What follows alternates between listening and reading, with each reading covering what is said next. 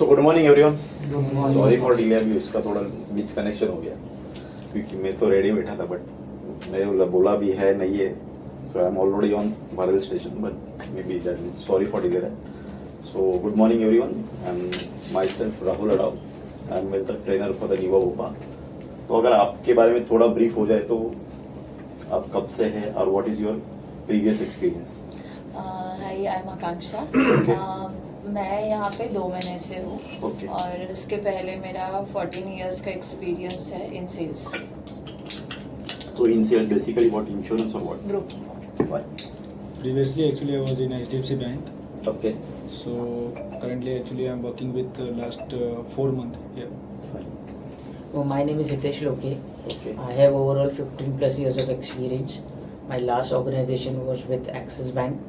It was a VRM channel. So there I was handling a multiple products. And I'm with Rurash from last 3.5 months. मेरा नाम किरण है। Actually यहाँ पे मुझे लगभग 5 मंथ्स हो गया है। इससे पहले मैं महिंद्रा फाइनेंस में था, तो I was dealing in mutual funds and corporate FDs वगैरह। Hi, myself Sanket Nikhare. Earlier I was working with Mahindra Manulife Mutual Fund. My most of my background was into mutual funds. So now recently I joined this Rurash Financial. Okay hi, मेरा नाम साहिल शेख है और यहाँ पर मुझे 2 months हो गए and previous last 4 years का एक्सपीरियंस है मेरा सेल्स में ही है। ओके मेरा नाम रणविजय हुआ। 5 साल मैंने स्टेट बैंक ऑफ इंडिया में काम किया और 5 साल मैंने मृदा बिजनेस सोल्यूशंस में काम किया। तो उसमें मेरा जो था वो क्रॉस सेलिंग का मेन था। So myself Sushil Suman. So I have total 16 years of experience. So my last organization was ICICI Bank. Okay So I just joined 3.5 months back. Okay. So all are the experienced people here. So health insurance is new for anybody or पता है सबको? We are no, मतलब most of them. कभी बेचा नहीं है। Okay. Reassure 2.0 के बारे में सुना है? सुशील ने अभी सुधीर ने कभी बताया कुछ? नहीं, कभी अभी कुछ भी डिस्कशन नहीं हुआ। So what your suggestion? Should I start with the basic of health insurance or should? Basic No, not no. required. Basic everybody knows. Okay. So it's your suggestion that हाँ, okay, they all are the experienced people. So just brief about the Niva Upar. Okay. So what is the background and why we should suggest Niva Upar? What is peculiar in this? So basic USP. So I will basically tell about the Niva Bhupa because आप जब market में जाओगे तो company के बारे में पता होना जरूरी है। बिल्कुल। सारी चीजें पता होना जरूरी नहीं है बट कंपनी क्या है, कैसे चलती है कंपनी क्या है, तो वो चीज जानना बहुत जरूरी है।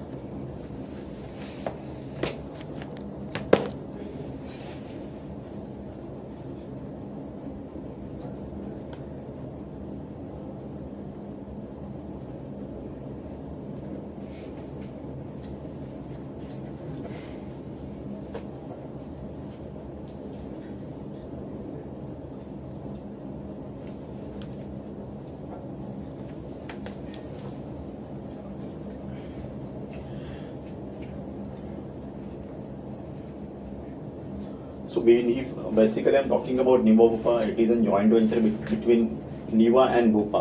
So previously you people know that कि Max Bhupa था. Max को पता था. So True North is a finance company who take over that Max. And उन्होंने न्यू नाम दिया. न्यू मतलब सूर्योदय बोलते हैं ना कि Sanskrit word. It is a new. So it is a collaboration between Niva and Bhupa. तो यहाँ पे मैं ज़्यादा हाईलाइट नहीं करूँगा. You should know the basic things that we are having 250 plus offices all over the world. और आपको जब आप ये बताना जाओगे तो we are having fastest cashless approval with in 30 minutes. क्योंकि सबसे बड़ी कंडीशंस क्या आती है when you are selling the health insurance product ना, तो लोगों को सबसे बड़ी दिक्कत यही आती है कि लोग सुबह अप्रूवल डाल देते, शाम हो जाती है, फिर भी there is no revert from the customer care और फॉर दैट पर्टिकुलर कंपनी बेचारा कस्टमर का सेकेंड डे का फिर से चार्जेस चालू हो जाता है. तो we are having fastest approval with in 30 minutes. आप ये बता सकते हो. ये joint venture that Bupa is a UK based company. So we are having the ratio 62%, 48% we are. और नीवा के बारे में अगर बताना चाहोगे तो सबसे बड़ा आपको अभी बताना, people you are from walking, तो वी आर लिस्टेड कंपनी. दिसंबर में ही हम लोग लिस्टेड हुए हैं. BSc NSC, तो ये एक थोड़ा एडवांटेज हो जाता है when you are public listed company, तो people are faithing on that So company. Niva Bupa is listed. Yes, yes. Last year. Bupa is a state, it's in December 15. Last year. So So Niva is foreign entity and Bupa is Indian entity. no, Bupa is a UK based company. Okay. It's from 18th century. So previously you know that when people are coming in the market, so basically they want the experienced player. IRDA का rules था कि experienced player के साथ ही आना है. So previously we are having Max Bupa. So Bupa is a UK based company. So now it's Max Bupa. तो अभी लोगों को लगता है कि नीवा भी कंपनी है, तो Niva its name giving by the True North. तो True North is funding for the fed bank act, you know जेडियस ट्रू नॉर्थ. सो ये सारी चीजें it will be, if I am talking about the Bupa, तो Bupa having 14 million plus customers. So you can say that कि experience sponsor. लोग बोलते हैं कि ये क्वेश्चंस आएगा आपको जो इंश्योरेंस से नहीं है कि क्यों फॉरेन कंपनी क्यों है. तो IRDA says that when you are coming in the market, तो आपके साथ एक एक्सपीरियंस प्लेयर होना जरूरी है, क्योंकि जब आप कोई इंश्योरेंस कंपनी स्टार्ट करते हो तो देना ज्यादा होता है, लेना बहुत कम होता है. You are saving insurance of 10,000 rupees, but 10,000 के अगेंस्ट 10 लाख का भी क्लेम आ सकता है. तो that's why they are saying, but previously it was 48-52, तो अभी वी आर ऑन 62%. तो हमारा स्टेक ज्यादा है और हम लोग पब्लिक लिस्टेड भी हो गए, तो उसके लिए कोई है. और सबसे बड़ी बात है, Niva Bupa is in Sahi company. When I'm saying Sahi, तो stand alone health insurance company. If I'm talking about ICICI Lombard, HDFC Ergo हो गया, मैं चोलामंडलम की बात करूँगा, बजाज अलायंस हो गया, तो दैट और जनरल इंश्योरेंस कंपनी, उनके पास 10 प्रोडक्ट है. वो मोटर भी करेंगे, मरीन भी करेंगे, हेल्थ भी करेंगे, फायर भी करेंगे. तो they are not basic focus. So in साही you know that Star is first company जो स्टार आई थी, स्टार के साथ then we are also, so there is only 4-5 company जो सही है. 4 companies there. आदित्य बिरला हो गया, नीवा बुपा हो गया, स्टार हो गया, देन केयर. तो ये सबसे बड़ी बात. और दूसरी चीज आप जब बताने जाओगे तो we don't have third party administration. अगर मैं किसी एक्स कंपनी की बात करूंगी, जैसे मैं न्यू इंडिया एश्योरेंस की बात करूंगा, तो उनके पास क्लेम सेटलमेंट के लिए थर्ड पार्टी है. तो जब आप कोई क्लेम करोगे तो वो MD इंडिया को इंटीमेट करेंगे, MD India will intimate to the company, again कोई क्वेरी आएगा तो ये क्लेम सेटलमेंट में बहुत ज्यादा प्रोसेस जाता है. तो we are having in house claim settlement. And if I am talking about the claims हम लोग कितने दिए, तो we are recently settling 3 months back 3.5 CR का क्लेम सेटल किया हम लोग ने बैंक ऑफ बड़ौदा का. It is an highest claim. Bank of Baroda we are having public sector banks का में भी टाइप है ना, तो वो बैंक भी का इंश्योरेंस, बैंक का इंश्योरेंस है. वी आर मीन बैंक का इंश्योरेंस, NBFC है, एवरीवेयर. So DS 3.5 करोड़ का क्लेम सेटलमेंट किया, मतलब क्या? उसमें तो उसका फॉरेन वो हेल्थ प्रीमियर करके प्रोडक्ट है, तो उसमें फॉरेन में ट्रीटमेंट ले लिया रहेगा. तो even Shreyas Tripathi you can knows, नाम लेना नहीं चाहिए, बट श्रेयस त्रिपाठी का भी बीच में डायग्नोस विद कैंसर, और उसका भी हम लोग ने 3 CR का क्लेम सेटल किया. So एक हाईएस्ट इंडिविजुअल क्लेम ये सेटलमेंट की बात individual हम कर रहे हो. उसका सम एश्योर्ड कितना था? उसका समेश्वर रहेगा, इट्स सपोज 6 CR 3 करोड़ का क्लेम है. तो we are having health premium में इट्स HNI प्रोडक्ट, तो वहाँ पे we can giving betting basically international coverage भी देते हम लोग. तो ये मोटी मोटी बातें आपको बतानी है. ये 2 चीजें याद रखनी है भाई. कोई पूछेगा कि ये अपना सैफ अली खान का भी निवा बुपा से ही था ना. ये नाम ले वो थोड़ा कॉन्ट्राडिक्टरी हो गया था. कैसे क्या कभी क्लेम सेटल करते, अभी मैं श्रेयस भी आपकी जानकारी के बता के रखा हो. कोई है कस्टमर पूछ रहा तो यू कैन से सैफ अली का भी तो सेटल हुआ था. उसमें क्लेम में भी क्या हुआ था, इज फाइलिंग इनिशियल अप्रूवल भेजा था, उसमें थोड़ा कंट्रोवर्सी हो गया था कि उसने इनिशियल अप्रूवल के लिए भेजा था 28 लाख. तो इनिशियल अप्रूवल मतलब वो एक एस्टिमेटेड भेजा जाता है. तो we are having settle total claim, but जब भी वो पॉलिसी डॉक्यूमेंट्स आ गए तो सबको लगा यार 35 लाख का क्लेम था, कंपनी ने सिर्फ 27-28 लाख रुपए दिया. क्योंकि when you get hospitalise, so hospital एक एस्टिमेटेड भेज देता है कि भाई ये बीमारी के लिए या इसके लिए एक 40 लाख का खर्चा आएगा, एक 50 लाख का खर्चा आएगा, बट उसके अगेंस्ट उसका एक्चुअल जो बिल था वो सेटल हो गया था.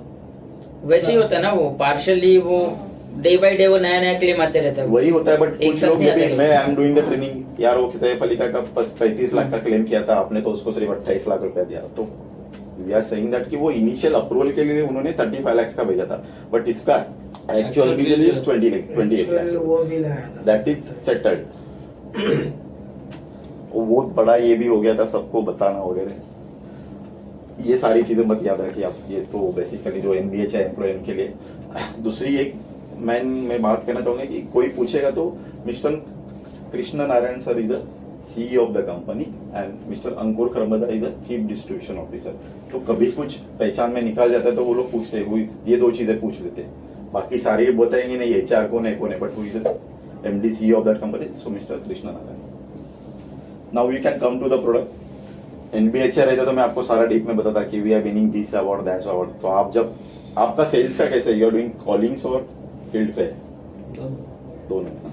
मतलब कॉल करके अपॉइंटमेंट निकालना है उसके बाद फिर हाँ, तो उस चीज में ये चीजें ये है। अगर कोई एनबीएचआर रहता तो we are taking 1-2 hours on this NBHR only, because उनको वो पता होना जरूरी है एजेंसी के लिए जो रहते हैं लोग। तो बेसिक थिंग आप किसको की बताओगे, Niva Bupa is a listed company, they are having the collaboration between Niva and Bupa. So Bupa is an UK based company and we are giving 30 minute में cashless approval. We are having more than 10,000 network hospital in India और बहुत सारे initiative. And मैं अगर निवा भोपा के बारे में बताना चाहूंगा तो when Niva Bupa is coming in the market ना, they are always coming with innovative product. अभी ये जो रीएश्योर 2.0 है, that is an upgrade version of reassure. हमारे पास रीएश्योर था तो company is doing survey on that कि रीएश्योर में क्या है, तो उसमें जो कमियां खामियां थी हम लोग ने रीएश्योर 2.0 में पूरी की। रीएश्योर 2.0 के बाद वी आर सीइंग दैट कि some specific demand from the market की ये चेंजेस होना चाहिए, तो हम लोग एस्पायर के साथ आ गए प्रोडक्ट में। अभी फॉर योर आपके सबके लिए गुड न्यूज है कि अभी ये रीएश्योर 2.0 तो मे बी जून एंड या जुलाई फर्स्ट वीक में we are coming with Reassure 3.0। तो उसमें और बहुत सारी चीजें रहेगी कि जो कवर्ड नहीं हो रही, या फिर हम जैसे ट्रेनर है या फिर एजेंट्स है, आप जैसे पार्टनर है, उनसे फीडबैक आता है तो वो फीडबैक पे वर्कआउट करके कंपनी विल डू। और निवा भोपा का ये सबसे बड़ी बात है कि Niva Bupa will launch the product ना, they are coordinate with the people. हम लोग ने अभी रिसेंटली एक प्रोडक्ट निकाला Rise, it's for the layman category, जो टायर 3 टायर 4 होने को, मतलब डेली वेजेस वाले जो ऑटो चला रहा है, जो बर्तन मारने जाते हैं उनके लिए। तो उसके लिए हर एक पब्लिक से जाके हम लोग मिले, उनसे इंटरेक्शन किया, उसके बाद ही प्रोडक्ट बनाती है। तो now we can discuss about Reassure 2.0। तो रीएश्योर 2.0 या रीएश्योर 2.0 के मैं अगर बात करूंगा तो ये प्रोडक्ट में जो 3 बेसिक फीचर्स है, अगर वो 3 बेसिक फीचर्स आपने किसको बता दी ना, it's very much easy to sell the product. And जब आप भी बताओगे तो आप भी बता सकते हो कि ये जो 3 बेनिफिट है ना, it is design and launch by Niva Bhopa only.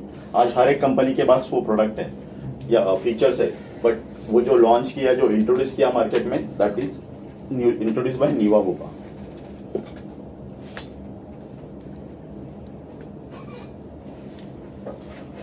So first feature of this product, that is called Booster Plus.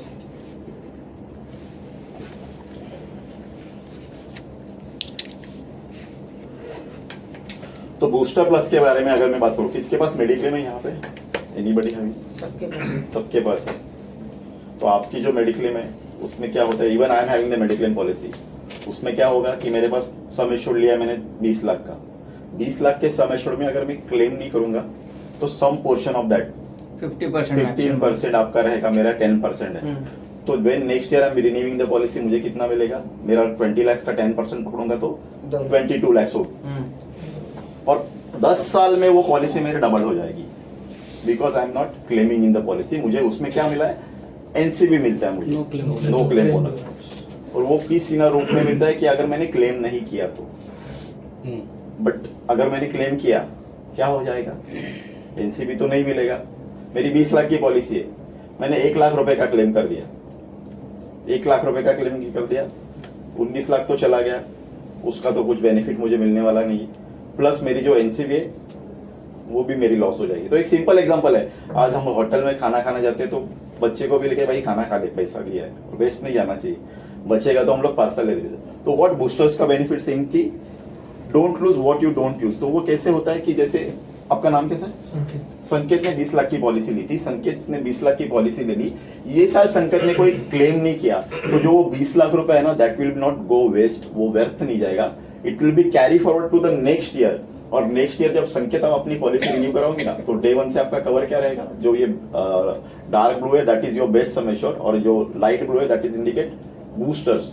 तो नेक्स्ट ईयर आप जब आपकी पॉलिसी रिन्यू कराओगे तो बेस्ट सम एश्योर्ड का 20 लाख प्लस ये जो पहले साल का बचा हुआ था 20 लाख वो कैरी फॉरवर्ड हो जाएगा और डे 1 से आपका कवर हो जाएगा। 40 लाख, और आप प्रीमियम कितने के लिए दे रहे हैं? 20 लाख। 20 लाख के लिए। तो एक एग्जांपल दिया हुआ है कि जैसे इसमें 3 वेरिएंट्स है, लेकिन प्रीमियम भी बढ़ेगा ना नेक्स्ट ईयर? नहीं बढ़ बेस प्रीमियम तो वही रहेगा ना। It is and these are the inbuilt features of this product. इसलिए मैंने आपको क्या बोला, आप प्रीमियम कितने के लिए दे रहे हो, मैंने ये बोला कि आप प्रीमियम कितना दे रहे हो। आप प्रीमियम कितने के लिए दे रहे हो? 20 लाख के लिए, बट आपका कवर कितना मिल रहा है? 40 लाख रुपए। अब यहाँ सपोज उसमें से अगर 5 लाख यूज हुआ, वो भी बताता हूँ मैं नेक्स्ट स्लाइड में। अच्छा ओके, इसलिए मैंने वो दोनों एग्जांपल आपको बताया ना कि मैंने क्लेम किया तो क्या होगा, क्लेम नहीं किया तो क्या होगा। अभी यहाँ पे 3 वेरिएंट्स है, एक है ब्रॉन्ज प्लस है, platinum plus and titanium plus. तो ब्रॉन्ज प्लस में अगर आपने ब्रॉन्ज प्लस वेरिएंट सिलेक्ट किया तो आपका मैक्सिमम कितना गुना बढ़ेगा? Sum assured 3 times. तो 3 टाइम्स जैसे यहाँ पे आपके देख रहे हैं कि 4 इयर्स में आपने कोई क्लेम नहीं किया था, संकेत ने कोई क्लेम नहीं किया, चौथे साल जब संकेत पॉलिसी रिन्यू करा रहे तो 20 लाख का उनका बेस्ट सम एश्योर्ड है और जो कैरी फॉरवर्ड हुआ है 20 लाख 60 लाख। तो टोटल कवर कितना हो गया संकेत जी आपका? 80 लाख का। और प्रीमियम कितने के लिए दे रहे? अगर आपने प्लैटिनम प्लस वेरिएंट सिलेक्ट किया, प्लैटिनम प्लस वेरिएंट सिलेक्ट किया तो मैक्सिमम आपका जो सम एश्योर्ड जाएगा वो 5 टाइम्स तक जाएगा। सो 5 टाइम्स पर जब आप 5वें साल में पॉलिसी रिन्यू कराओगे तो आपका टोटल कवर हो जा रहा है 1 करोड़ 20 लाख। आप प्रीमियम कितने के लिए दे रहे हो? 20 लाख के लिए। अगर आपने टाइटेनियम प्लस वेरिएंट सिलेक्ट किया तो टाइटेनियम प्लस में आपका जो सम एश्योर्ड है it will goes to 10 times. तो जब आप 11वें साल में पॉलिसी रिन्यू कराओगे ना तो कांट बिलीव आपका कवर हो जाता है 2 करोड़ 20 लाख रुपीज और आप प्रीमियम दे रहे हो 20 लाख के लिए। अब सपोज 11वें साल में मेरा कोई बड़ा क्लेम आ गया, जैसे मैंने बताया कि 3 करोड़ का क्लेम भी हम लोग ने सेटल किया। 11वें साल में ये पूरा 2 करोड़ 20 लाख रुपया मेरा यूटिलाइज हो गया। 12वें साल में आगे इट इज स्टार्टिंग फॉर 20, 40, 60, 80, ये साइकिल चलता रहेगा आपका। अब सर ने जैसे बताया था कि अगर 10 लाख का पॉलिसी था मेरा और 5 लाख का मैंने क्लेम दिया तो जो पॉलिसी आपके पास है, आपके पास है, मेरे पास है, वो मुझे एनसीबी तो नहीं देगी, बट 10 लाख में से मैंने 5 लाख यूटिलाइज किया तो 5 लाख भी वेस्ट हो जाएगा। बट मेरी पॉलिसी क्या कहती है कि सर आपने 10 लाख की पॉलिसी ली थी, 5 लाख यूटिलाइज भी किया ना, तो जो बचा हुआ 5 लाख है ना वो कैरी फॉरवर्ड हो जाएगा, वो वेस्ट नहीं जाएगा। सो नेक्स्ट ईयर जब संकेत अपनी पॉलिसी रिन्यू कराएंगे तो उनका टोटल कवर हो जाएगा 15 लाख रुपीज। सो ये गोज ऑन चलते रहेगा। So it is good features of the product कि मेरा प्रीमियम तो नहीं बढ़ रहा है, जो रिमेनिंग ये है वो कैरी फॉरवर्ड हो जाएगा। जैसे यहाँ पे एग्जांपल में आपको दिख रहा है कि 10 लाख की पॉलिसी थी, 5 लाख का क्लेम कर दिया, बचा मेरा वो 5 लाख। तो 5 लाख अगर प्रीवियस पॉलिसी में मुझे एनसीबी नहीं मिलता और 5 लाख भी चला खत्म हो जाता था, मुझे 10 लाख से फिर से पॉलिसी। बट यहाँ पे 5 + 10 आपका कवर चालू हो रहा है 15 लाख से। लास्ट 5 और फिर हाँ 10 लाख हो गया। अगेन सपोज मेरे 50 लाख रुपए मेरे पास जमा हो गया 5वें साल में, 5वें साल में 50 लाख जमा हो गया, मैंने 25 लाख का क्लेम कर दिया, तो मेरे पॉलिसी में 25 लाख तो बचा है ना। जब 6वें साल में पॉलिसी रिन्यू कराऊंगा तो 25 + 20 वो मेरा 45 लाख का पॉलिसी हो जाएगा। तो ये साइकिल चलता रहेगा। इस पे किसी को कुछ डाउट है तो पूछ सकते हैं। प्रीवियस स्लाइड करो। यस हाँ, अभी यहाँ पे जो समझो आपने ब्रॉन्ज बताया, हम्म। ठीक है, अगर ब्रॉन्ज लिया हुआ है और 6th ईयर में अगर हम लोग आए तो फिर कितना हो जाएगा? इट्स मैक्सिमम अगर ब्रॉन्ज लिया तो 3 टाइम्स ही जाएगा। अच्छा, तो ये- मैक्सिमम तो ये 3 80 का आपका ये नहीं हो जाएगा 90 का। हाँ, तो वो 60 लाख ये एग्जांपल लेते हैं कि 11वें साल में आपने टाइटेनियम प्लस सिलेक्ट किया हुआ है, 2 करोड़ 20 लाख हो गया, तो 12वें साल में ये 2 करोड़ 40 लाख नहीं होगा, नहीं। Because already you are reaching the maximum limit of that variants. Understood. So तो ये- depending on variants ये प्रीमियम भी चेंज करेगा। प्रीमियम नहीं वेरी होगा, प्रीमियम वही हाँ, रहेगा, मतलब सिर्फ कवर पॉलिसी में नहीं। प्रीमियम वेरी हो जाएगा, सम एश्योर्ड वो बढ़ेगा। तो ये आपने जैसे- प्लैटिनम का तो प्रीमियम कम रहेगा, टाइटेनियम में लेकिन थोड़ा कौन हायर से- रहेगा। मतलब अभी समझो किसी ने लिया हाँ। बूस्टर और हम्म। ब्रॉन्ज लिया, तो बूस्टर इनबिल्ड है, लेने की जरूरत हाँ, नहीं है तो आपको। बूस्टर में ये वेरिएंट लिया ब्रॉन्ज, हम्म। तो अभी फर्स्ट ईयर तो सेकंड ईयर में डायरेक्ट 3x होगा उसका, नहीं, नहीं, सेकंड ईयर में 40 होगा। चौथे साल ही होगा ना, मतलब 1 2 3 ईयर पास होने के बाद सेकेंड ईयर में कैसे होगा वो? हम्म। वो पीरियड और तीसरे साल में भी कुछ जितना समय छोड़े उतना ऐड होता चला जाएगा उसमें। चौथे साल में जब आप पॉलिसी रिन्यू कराओगे तो आपका 80 लाख का कवर हो जाएगा, क्योंकि 3 साल आपने यूटिलाइज नहीं किया, वो तो आपका बढ़ गया 60 लाख रुपया, अब इस और पहले चौथे का- साल का बेस सम एश्योर्ड 20 लाख रुपया, तो टोटल 80 लाख रुपया हो गया। 5वें साल में अगर भी ऐसे ही वेरिएंट रहेगा। नहीं भी लिया तो भी बढ़ती जाने वाला है ना। कौन सा? नहीं, वेरिएंट तो सिलेक्ट करना पड़ेगा, ऐसे कैसे पड़ेगा? वेरिएंट लेना ही है, वेरिएंट के बिना वो कैसे सिलेक्ट अब तुम होगा? ब्रॉन्ज सेलेक्ट कर रहे हो और उसमें तुम बोल रहे हो कि मेरा 10x होगा, वो नहीं नहीं होगा होगा ना, ना। उसमें मैक्सिमम 3x ही होगा। जो आप अभी इसमें वेरिएंट ब्रॉन्ज प्लस है, प्लैटिनम प्लस है और टाइटेनियम प्लस है। इसमें और एक इसका गोल्ड प्लस, premium- हाँ गोल्ड भी है, तो गोल्ड भी 10 टाइम्स हो जाता है। चौथे साल में डिसाइड करना है। नहीं, Starting- starting at the time of Inception of the policy you can select, और फिर ये वेरिएंट्स के हिसाब से आपका प्रीमियम भी डिसाइड ये होगा। वेरिएंट के हिसाब से डिसाइड होगा। ये मतलब एक एडिशनल राइडर है। नहीं Again I am repeating for your guide. जब मैं राइडर पे आऊंगा तो आपको बोलूंगा कि ये राइडर है, ये एक्स्ट्रा है। ये आप जब सिलेक्ट करोगे तो वहां पे ऐसा बूस्टर्स आएगा नहीं कि बूस्टर्स टिक करना है। हाँ, बूस्टर्स के अंदर आपको वेरिएंट सिलेक्ट करना है। हाँ, तो वेरिएंट के अकॉर्डिंग ये Premium होगा बेनिफिट जो है वो ज्यादा। वेरिएंट के अकॉर्डिंग है। आपको 3 टाइम्स 5x 10x, अगर आपने प्लैटिनम प्लस वेरिएंट सिलेक्ट किया तो आपको 5x तक जाएगा प्रीमियम सम इंश्योर्ड। टाइटेनियम प्लस किया तो 10x तक बढ़ेगा आपका फ्लोटर में भी एप्लीकेबल है। एवरीवेयर। राहुल जी, एक क्वेश्चन है। बराबर। अभी सब जगह जो है ना रिस्टोरेशन बेनिफिट है, वी हैव, तो दोनों में डिफरेंस क्या है? रिस्टोरेशन में यानी इसमें मैं क्या बताता हूँ ना, difference होता है? रिस्टोरेशन का होगा तो you will gate clarity on that. इसीलिए मैंने बताया ना कि पहले क्या था कि ये कुछ नहीं था, बट ये जो फीचर्स है that will B proudly says that कि निवाबोपा ने लॉन्च किया। निवाबो के पास कंसेप्ट पता था कि एनसीबी मैक्सिमम 20% देती है कोई भी कंपनी, 10% या 20%, तो वी आर हैविंग रिस्टोरेशन। तो क्लियरिटी आ गया सर, ये आपको सिलेक्ट करना है वेरिएंट। तो वेरिएंट के हिसाब से अगर आपने ब्रॉन्ज प्लस वेरिएंट सिलेक्ट किया तो वो 3 टाइम्स तक जाएगा। तो चौथे साल में अगर आपका 80 लाख हुआ तो 5वें साल में वो 1 करोड़ नहीं होने वाला, मैक्सिमम वो है। उतना ऐसे जाएगा। लगी है last तो में। 5वें साल में कितना होगा? 80 लाख ही रहेगा। ओके। आपने वेरिएंट सिलेक्ट किया है ब्रॉन्ज, तो वो 80 लाख ही रहेगा। ये एग्जांपल दे दीजिए ना, 2 करोड़ 20 लाख रुपीस हो गया, तो 12वें साल में आप रिन्यूअल कराओगे तो 2 करोड़ 20 लाख प्लस 20 लाख ऐड होके वो 240 नहीं होगा, वो 2 करोड़ 20 लाख मॅक्सिमम। मॅक्सिमम तिकडे जाऊन कॅपिंग म्हणलं की झालं, माझा 10 टाइम झाला, संपला। ओके. हा, पण तिथे पण फायदा काय आहे की ह्या 11व्या वर्षात समजा 12व्या वर्षात माझे पूर्ण 2 करोड 20 लाख खर्च झाले, तर मग 12व्या वर्षापासून परत 20 लाख 40 लाख जे माझं वेरियंट असेल ते कंटिन्यू होत राहील। क्लियर?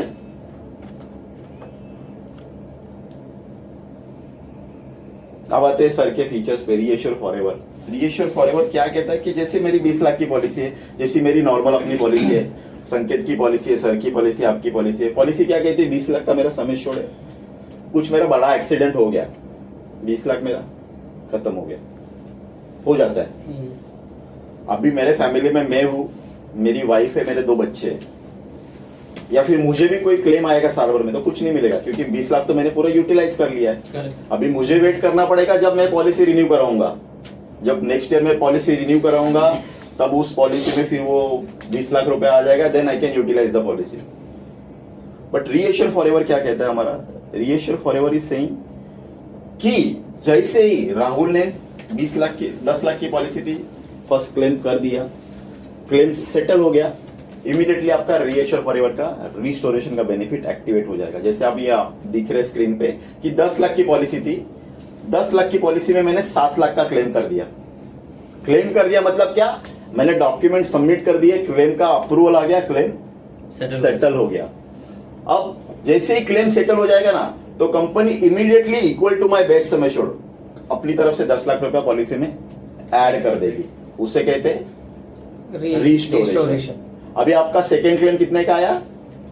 12 लाख का, तो 3 लाख आपके बेस्ट सम एश्योर्ड में बचा था। 10 लाख की पॉलिसी 7 लाख का मैंने क्लेम कर दिया था, 3 लाख बचा हुआ है, और बचा हुआ जो 9 लाख रुपए है वो आपका जो रीएश्योर का बेनिफिट है वहां से मिल जाएगा आपको। तो टोटल सेकेंड 12 लाख का भी क्लेम आपका सेटल हो गया। तो ये जो 10 लाख है ना, ये अनलिमिटेड टाइम आपके पॉलिसी में ऐड होते रहेगा, तो आपकी पॉलिसी पूरे साल में कभी जीरो नहीं होगी। अभी यहाँ पे आप देखोगे कि 12 लाख है, अभी 12 लाख में 1 लाख रुपया बचा है, टोटल मेरे पास कितना हो गया? 13 लाख था, 12 लाख को, तो वो 1 लाख नहीं कैरी फॉरवर्ड होगा, क्योंकि रीएश्योर का कभी भी balance sum assured carry forward नहीं होता। Company will again add 10 lakh रुपए 10 lakh equal to your best sum assured. तो एजेंसी में हमारा रिसेंटली एग्जांपल है दादर्स का। एक बंदे ने पॉलिसी लिया था और कोई बड़ा इलनेस हो गया उसको, तो 11 साल में is utilise 1 crore 10 lakh rupees from this Reassure का बेनिफिट। ओके, एक और चीज, जैसे शुरू में 10 लाख का पॉलिसी था और पहला ही क्लेम 12 लाख का आ गया, नहीं तो नहीं कुछ देगा। नहीं, तो 10 लाख मिलेगा। क्लेम ट्रिगर होना जरूरी है आपका। फर्स्ट क्लेम जब ट्रिगर हो जाएगा उसके बाद ही ये रीएश्योर फॉरएवर का हाँ, लेकिन benefit 10 लाख तो मिल जाएगा, 2 लाख जेब से जी, डाल। 10 लाख तो मिल जाएगा, 12 लाख पूरा नहीं मिलेगा, मैं बोल रहा हूँ 10 लाख तो मिल ही जाएगा। This is for same illness और I am different. Coming on that. Sir but और एक चीज़ इसमें Please. क्वेरी है कि फिर क्लाइंट 20 lakhs का क्यों कवर लेगा अगर उसको 10 lakhs में ही अभी आपके सर ने सामने पूछा था, मैंने पूछा ना, 12 लाख का आ गया तो कहाँ से देगा? नहीं, अभी यहाँ पे एक एग्जांपल ले लीजिए आप। नहीं वो उनका क्वेरी अलग था कि 12 lakhs का ट्रिगर आ गया इसका तो भी आंसर उसी में था। अभी ये किए यहाँ लेता हूँ, यहाँ पे आ जाता हूँ। अभी ये 12 लाख की पॉलिसी, आपके पास कितना जमा हो गया? 13 लाख हो गया आपके पास, 10 + 3। अभी 20 लाख का क्लेम आया तो कंपनी कितना देगी आपको? 13 lakhs ही देगी ना, क्यों देगी? क्योंकि उतना ही कवर है। ऑब्वियसली, तो बाकी का 7 लाख आप कहाँ से लाओगे? तो ये है कि it is equal to best sum assured. Restoration it is an advantage for you. अगर आप कम का सम एश्योर्ड लेंगे तो आप बूस्टर का वेट करोगे, सारी चीजें ठीक है, बट अनसर्टेनिटी इज देयर। कोई बड़ा क्लेम आ गया तो आप कहाँ से दोगे? जैसे सर ने पहले बताया ना कि 12 लाख का क्लेम आ गया तो मैं कहाँ से दूंगा? It is equal to best sum assured. But आप ये बोल सकते हो कि पिच में ये ऐड कर सकते हो कि सर हर महीने आपको 10 लाख रुपए मैं आपको दूंगा।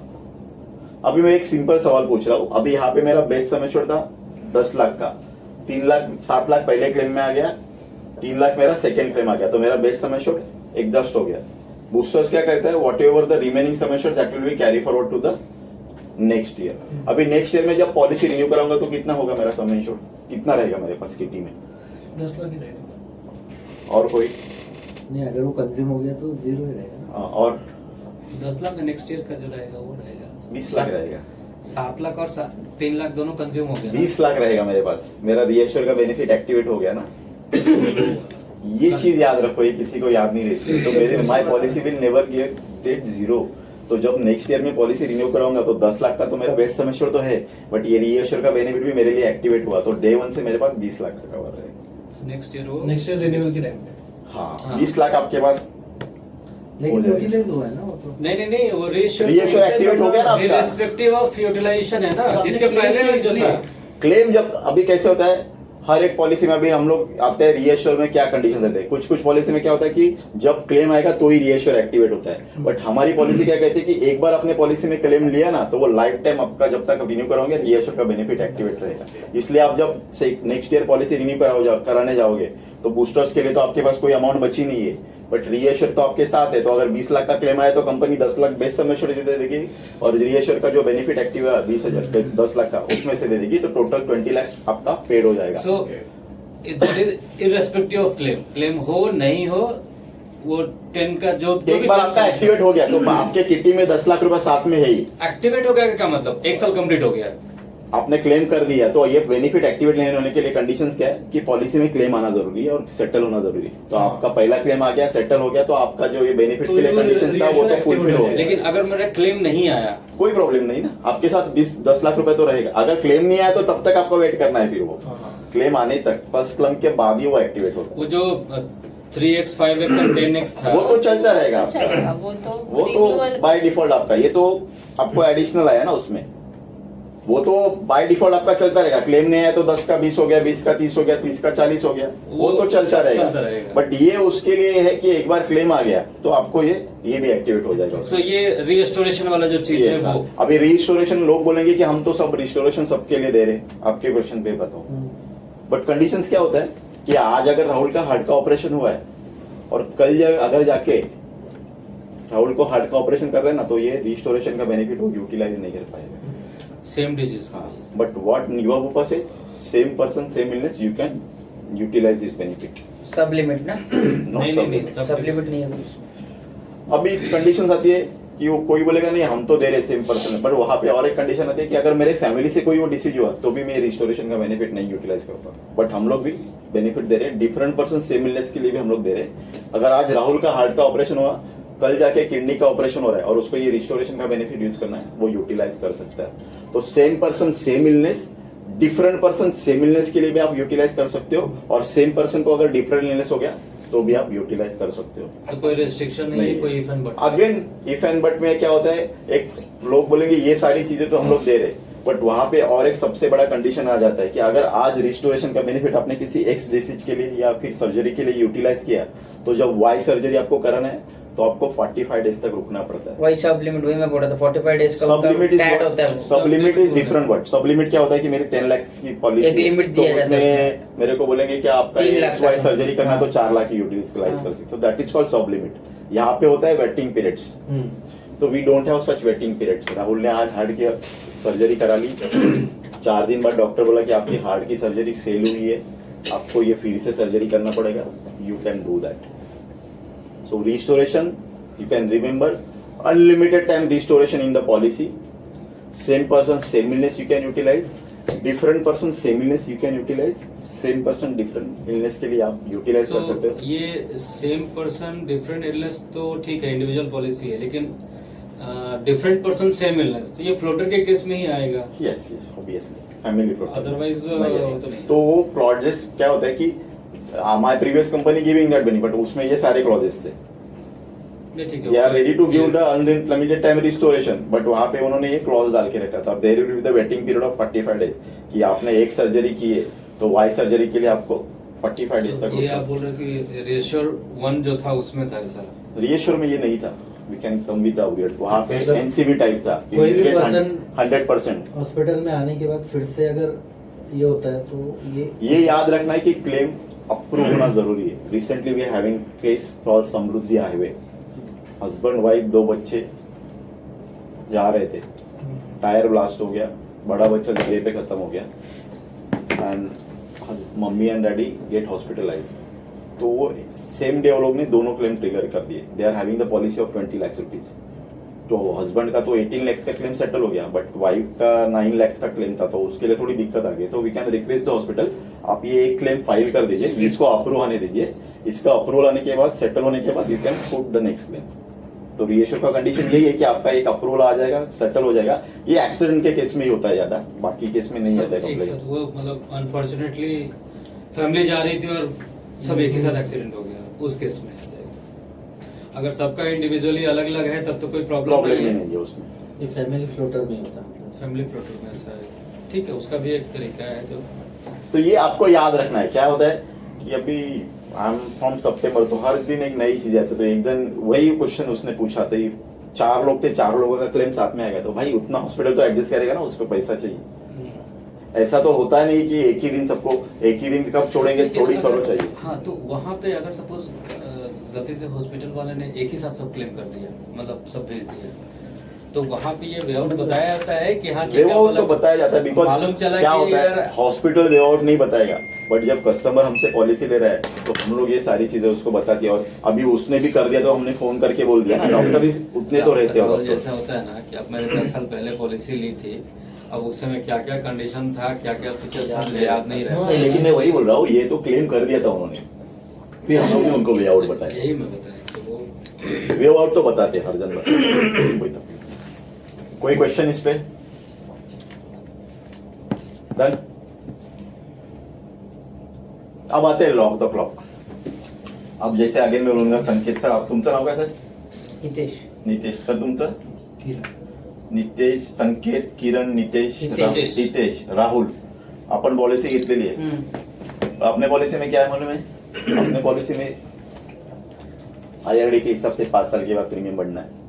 हाँ, वो तो बढ़ना ही है, ये बता देने का IRD के हिसाब से 5 साल के बाद प्रीमियम बढ़ेगा, बट कंपनी के इंटरनल डिसीजन पे भी प्रीमियम इंक्रीज होता है। तो ये साइलेंटली बोल देना है कस्टमर को कि सर कोविड जैसी कोई महामारी आ गई, कंपनी ने 18,000 करोड़ बांटे हैं, तो थोड़ा प्रीमियम इंक्रीज होगा। बट हम लोग बोलते हैं कि डंके की चोट पे बोलते हैं कि IRD के रूल के हिसाब से हर 5 साल के बाद आपका प्रीमियम चेंज हो जाएगा। तो हमारे बैंक का वाले बहुत गलती कर देते, बोल देते कि सर 5 साल के बाद प्रीमियम चेंज हो जाएगा। अभी रिएश्योर जो उन्होंने बेचा कुछ क्लेम रेशियो ज्यादा हो गया, तो कंपनी ने ये सारे प्रीमियम आगे गर्दन पकड़ ली उसकी। तो ये 2 चीजें साइलेंटली बोलना जरूरी है, क्योंकि आप बोले एज ब्रैकेट के हिसाब से 5 साल के बाद बढ़ेगा, उसका एज 34 था, 35 हो गया, तुरंत प्रीमियम चेंज हो गया, तो वो आपको पकड़ेगा। बट आप एज उनको ब्रैकेट के हिसाब से चेंज होता है। हाँ, बट उसके अंदर ये चीज बोल देनी है कि इन्फ्लेशन आ गया या फिर कोविड जैसी कोई महामारी आ गई, कंपनी ने इंटरनल डिसीजन ले लिया, तो मे भी आपका प्रीमियम चेंज हो सकता है। तो कल वो आपको बोल नहीं सकता कि ये चीज आपने मुझे बताई नहीं थी, ये चीज बताना जरूरी और है। ये हर कंपनी में मोटा मोटा देखा जाता है कि होता ही है। कुछ ना कुछ तो बढ़ता ही है। और कोई भी कंपनी आपका हाँ, एक ही प्रोडक्ट 2 साल के ऊपर रखती नहीं है, वो चेंजेस करते हैं और बाद में उसका प्रीमियम बढ़ता ही है। ईयर में बढ़ा ना। नहीं, पहले हर जगह बढ़ा। नीवा का स्मार्ट हेल्थ था, उसको उन्होंने फिर रीअश्योर में लाया। एडवांटेज लिया था, केयर एडवांटेज। उसका 1 साल में मतलब मेरा 2 साल कंटिन्यू किया। कभी लिया था? कोविड के टाइम पे ही। हाँ, तो तभी मैंने कोविड के टाइम के बाद बढ़ा ना, ये 18,000 कंपनी ने बांटे। हाँ, बड़ा मैंने लिया वो, ठीक है। उसके नेक्स्ट ईयर वापस बड़ा प्रीमियम। हाँ, तो क्या होता है इंटरनल पॉलिसी मैंने फिर नीवा पोपा में शिफ्ट कर। हाँ, वेरी गुड। तो क्या होता है चेंजेस आता है। अभी I am having the star का पॉलिसी, लास्ट 8 साल से मैं प्रीमियम भर रहा हूँ। टचवुड का अभी तक कुछ हुआ नहीं, बट प्रीमियम इंक्रीज होते जा रहा है। अभी Every year। चार स्टार में तो पोर्ट कितना करा होता लो है? सर, पोर्ट करा लो। स्टार का एक्सपीरियंस बहुत खराब है, ये आपको ज्यादा पता होगा। लेकिन नीवा पोपा क्लेम सेटल में अच्छा है, मतलब दिया मुझे। क्या हो गया, नायक साहब चले गए ना, पूरा वाट लगा दिया। नायक साहब जब तक थे स्टार में, star is the number 1 company था। बोलता ना, मैनेजमेंट चले गए, फिर मैं नया आया हूँ, मैं शेयर हूँ, तो मैं मेरे हिसाब से चेंजेस करूंगा तो वो चलेगा नहीं। और अब LIC भी आ रही है, तो सोचो आप वो क्या करके बैठेगी मार्केट में, क्योंकि उनके पास एग्जिस्टिंग, वो अपने बैंका वगैरह के बिजनेस को हैम्पर नहीं करेगी, बट एजेंसी का जो बिजनेस है सारा होगा उसको तो हैम्पर होना ही वाला है। क्योंकि हर एक कंपनी में एजेंट कौन बैठा है? LIC के एजेंट्स को ही वो लोग डाइवर्ट करके यहाँ पे लेते, मतलब लाइसेंस नहीं लेते, उसको कोडिंग देके QR करके उसको कर लेते, तो वो इम्पैक्ट आने वाला है। तो लॉक द क्लॉक क्या कहता है कि जैसे आई एम फीलिंग बैड यार, मैंने तो कंपनी से कोई कॉम्पनसेशन नहीं लिया, बेनिफिट नहीं लिया, फिर भी हर साल मेरा प्रीमियम कंपनी के इंटरनल चेंजेस की वजह से 5 साल के बाद प्रीमियम चेंज हो रहा है। लॉक द क्लॉक क्या कहता है अभी हमारा कि संकेत, लेट्स एज्यूम संकेत ने 25 साल की एज में पॉलिसी ले ली अपने यहाँ से, तो कंपनी विल लॉक, संकेत आपका एज लॉक कर देगी कंपनी 25। तो 25 एज में संकेत ने 10 लाख का पॉलिसी ली थी, जिसका प्रीमियम था 9383। अब संकेत ने 25 साल की एज में पॉलिसी ली थी, तो 33 साल में उसका प्रीमियम बढ़ना चाहिए था, जो यहाँ पे दिखाया गया 10,178। फिर भी कंपनी कितना चार्ज करी है? 9383। तो जब तक संकेत पॉलिसी में कोई क्लेम नहीं करेंगे ना, तब तक उनका प्रीमियम सेम रहेगा, because company lock the age of Sanket.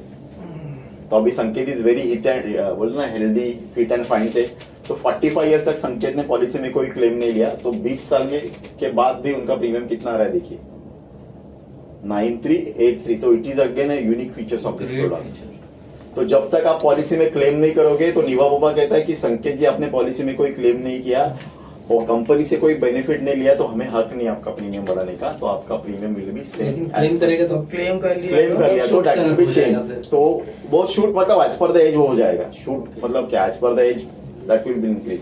तो ये फीचर जो है ना, वो लाइफ में 1 टाइम ही आपको है। एक बार ये ब्रेक हो गया ना, तो आपका ब्रेक हो गया। Lock the clock also build. अभी ये lock the clock bronze variant अगर आप सिलेक्ट करोगे या गोल्ड वेरिएंट सिलेक्ट करोगे, तो उसमें ये बेनिफिट नहीं है आपको। एस्पायर में भी है ये lock the clock. Yes, but Aspire में एज पर द एज है वो। तो ये किस इसमें ब्रॉन्ज और किस में बोला आपने? ब्रॉन्ज और गोल्ड में नहीं है वो ऑप्शन। तो प्लैटिनम और टाइटेनियम लेना पड़ेगा उसकी। प्लैटिनम टाइटेनियम ले सकते हो आप। एस्पायर में डायमंड है। जो अर्ली एज में लेता है उसके लिए ज्यादा बेनिफिशियल है। एग्जैक्टली, एस्पायर का टैगलाइन है कि स्टार्ट विथ यंग। एस्पायर का जो टैगलाइन है हम लोग का, वो टैगलाइन ही वही है कि स्टार्ट विथ यंग। तो यू कैन से दैट कि सर आप जब तक पॉलिसी में क्लेम नहीं करोगे, आपका प्रीमियम इंक्रीज नहीं होगा। भाई मैंने पॉलिसी में क्लेम कर भी दिया तो चिंता करने की जरूरत नहीं, मेरा रीएश्योर का बेनिफिट विल गेट एक्टिवेटेड। मतलब जब तक क्लेम नहीं करूंगा मेरा प्रीमियम सेम रहेगा, मैंने पॉलिसी में क्लेम कर दिया, रीएश्योर फॉरएवर का बेनिफिट एक्टिवेट। तो दोनों तरफ से कस्टमर की जीत है, विन विन सिचुएशन। चित भी मेरी, पट भी मेरा। भाई क्लेम नहीं करूंगा, मेरा प्रीमियम इंक्रीज नहीं होगा। क्लेम कर दिया, रीएश्योर फॉरएवर का बेनिफिट एक्टिवेट हो जाएगा, तो वो लाइफ टाइम के लिए रहेगा। हर साल मुझे क्लेम की राह नहीं दिख रही कि क्लेम आएगा फिर मेरे को रीएश्योर फॉरएवर का बेनिफिट एक्टिवेट हो जाएगा, वो आपके पॉलिसी में एक्टिवेट रहेगा। तो हम लोग ने 3 यूनिक बेनिफिट देखे, फीचर्स देखे। बूस्टर प्लस हो गया, लॉक द क्लॉक हो गया एंड रीएश्योर फॉरएवर। ये 3 बेनिफिट भी अगर आप कस्टमर्स को बता दिए ना अच्छे से, वो थ्रू 20 साल तक लॉक रहेगा। जब तक क्लेम नहीं करोगे जब तक क्लेम नहीं करो तब तक मालूम पड़ा ऐसा कि ऐसा ये आपका आगे से आपका claim एंट्री किया तो भूल जाए lock the 25, clock। तो वो 25 मैंने लॉक कर दिया। अच्छा अभी यहाँ पे जीएसटी या फिर जैसे मैंने बताया कि कंपनी के कोई इंटरनल चेंजेस आ गया और प्रीमियम इंक्रीज होगा, तो वो प्रीमियम 25 के साल में जो इंक्रीज हुआ वही आपको 45 में अप्लीकेबल होगा। मेरा एक क्वेश्चन था, प्लीज। समझो किसी को ऑलरेडी इलनेस है, तो जैसे लाइफ इंश्योरेंस में कैसा होता है कि समझो किसी को इलनेस है और उसने फॉर्म पे बताया नहीं, तो 3 साल के बाद एज पर IRDA रूल उसको, कौन सा बोल रहे हैं आप? Life insurance? लाइफ इंश्योरेंस की बता रहा हूँ कि 3 साल के बाद वो लाइफ इंश्योरेंस अमाउंट देना ही पड़ता है नॉमिनी को। उस तरीके से हेल्थ इंश्योरेंस में नहीं क्या नहीं है नहीं, कि आप अगर गलत बोल रहे हो। अगर मेरे को कोई मेरी बीमारी है और 3 साल के बाद आप बोलते हो अगर मेरी कोई बीमारी है, लाइफ इंश्योरेंस होने दो, कोई भी होने दो, अगर कल जाके मेरे को पता चल गया क्लेम देना है, तो under utmost good faith non disclosure में वो पॉलिसी कैंसिल हो जाती है, क्लेम रिजेक्ट हो जाता है। नहीं, लाइफ इंश्योरेंस में ऐसा नहीं है। लाइफ इंश्योरेंस में 3 साल तक है कि कंपनी डिसीजन ले सकती है, लेकिन अगर 3 साल के बाद अगर के ऊपर अगर पॉलिसी चला जाता है, that is called moratorium period. हाँ। तो previously in life health insurance में कैसे था कि अगर मैं किसी कंपनी से पॉलिसी लिया हूँ और 8 साल तक मेरी पॉलिसी चल रही है, तो 9वें साल में कोई भी कंपनी को मेरा क्लेम रिजेक्ट नहीं कर सकते। अभी 6 साल हुए ना, 5 साल हो गया, तो that is called moratorium period. तो मॉरेटोरियम पीरियड में अगर 5 साल तक, बट उसमें भी क्या होता है कि कंपनी कैन फाइट कि मेरा कोई डिसीज हुआ था, वो सर्जरी का सर्टिफिकेट मिल गया कि मैंने 2021 में पॉलिसी ली थी, बट 2015 में मेरा सर्जरी हुआ था और वो आपने क्लियर नहीं किया, तो on that parameter company fight नहीं कोई भी कर। इवन आपका जो लाइफ इंश्योरेंस भी आपका बोल रहे हो, आप 3 साल का बोल रहे हो, बट कंपनी को ऐसा कोई प्रूफ मिल गया कि उसमें लिखा हुआ है कि ये आपका तभी सर्जरी हुआ था और आपने वो नॉन डिस्क्लोजर में आपने डिस्क्लोज नहीं किया, तो कंपनी कैन फाइट कर सकती है उसके लिए। तो एक यही है कि हम जॉब तो कर रहे, but even my previous company में भी सेल्स में था। This is my first assessment as a trainer. तो मैंने जो भी हेल्थ पॉलिसी बेचा है ना, वो नोबल प्रोफेशन की तरह बेची। गलत हम लोग ने बेच दिया ना, तो दिक्कत क्या होगी बेचारे को, जब जरूरत आएगी ना कर्ज करेगा तब उसको त्याला तिकडे त्रास होणार खूप। और ये जो है ना, अभी लाइफ इंश्योरेंस की आप बात कर रहे हो, तो लाइफ इंश्योरेंस में क्या होता था कि 2 चीजें होती है, मैच्योरिटी बेनिफिट और डेथ बेनिफिट। मैच्योरिटी बेनिफिट आएगा तो हमको कस्टमर से इंटरेक्शन ही नहीं, वो खुद जाके वो सेटल करा देते हैं, हम लोग इंटरेक्ट करते हैं, डेथ बेनिफिट। बट ये जो हेल्थ इंश्योरेंस है उसमें रेफरेंस के चांसेस बहुत ज्यादा होते हैं कि आज पॉलिसी ले ली, कल अगर एक्सीडेंट हो गया तो भी आप जाके मिलोगे, अगर क्लेम सेटल किया है तो 10 रेफरेंस आपको मिलने वाले हैं। आपका काम बढ़ता है, but you will having the chance to get reference from that customers. तो खुशी खुशी देगा वो, बिकॉज आई एम सेटलिंग में लाइफ में सबसे मैंने डेथ क्लेम भी दिए लोगों के, हेल्थ क्लेम तो कितने सेटल किए, बट इन लाइफ इंश्योरेंस मैंने सुसाइड का क्लेम सेटल किया, तो वो बहुत बड़ी खुशी रहती है। ये आपने एक बार सेटल करके दे दिया क्लेम, बना बनाया आ जाएगा सब। एक्चुअली ये यूनिक फीचर है लॉक द क्लॉक जो था ना, एंड मैंने इनको इनवाइट किया था सिर्फ इसकी वजह से। लॉक द क्लॉक जो बेनिफिट है ना, वही इसकी वजह से। मैंने एस्पायर लिया हुआ है, जो मेरा जुलाई में रिन्यूअल किया, लेकिन उसमें लॉक द क्लॉक मैंने लिया है, मुझे पता नहीं। Lock the clock by default आ जाएगा उसमें। अच्छा। बट उसमें क्या है, यहाँ पे कैसे है कि रीएश्योर फॉरएवर में इररिस्पेक्टिव ऑफ एज आपका 3 टाइम 5 टाइम्स एंड 10 टाइम जाएगा। बट रीएश्योर फॉरएवर अपना एस्पायर में क्या है, अगर आप 35 तक इंटर कर रहे हो, 18 से लेकर 35 तक इंटर कर रहे हो, और अगर आपने टाइटेनियम प्लस वेरिएंट सिलेक्ट किया तो वो 10 गुना जाएगा। बट 35 से लेके 46 के ईयर में अगर आपने टाइटेनियम वेरिएंट सिलेक्ट किया तो भी वो 5 गुना ही जाएगा। और 46 प्लस है तो वो सिर्फ आपने भले टाइटेनियम प्लस वेरिएंट सिलेक्ट किया तो भी वो 3 गुना ही जाएगा, उससे ज्यादा नहीं जाएगा। तो बिकॉज एस्पायर में यही है कि आपके एज के हिसाब से उसका ये जो बूस्टर ऐड होते जाएगा। तो यहाँ पे bronze plus platinum plus titanium plus, तो ब्रॉन्ज में you will not get benefit of lock the clock. अभी बाकी इन पेशेंट हॉस्पिटलाइजेशन वगैरह तो सेम ही है, बट मैं उसमें आपको बताऊंगा कि अलग क्या है हम लोग। ये गोल्ड वेरिएंट भी हमारा है, तो गोल्ड में आपका 10x तक जाएगा, बट उसमें लॉक द क्लॉक नहीं है आपको। तो वी हैविंग टोटल मतलब कि ब्रॉन्ज है, गोल्ड है, ब्रॉन्ज प्लस है, प्लैटिनम प्लस, टाइटेनियम प्लस। मगर अगर आप सिलेक्ट करोगे तो प्लैटिनम प्लस टाइटेनियम प्लस बेचोगे तो अच्छा है। अगर कोई कस्टमर नहीं मान रहा है तो we are having the option for gold also.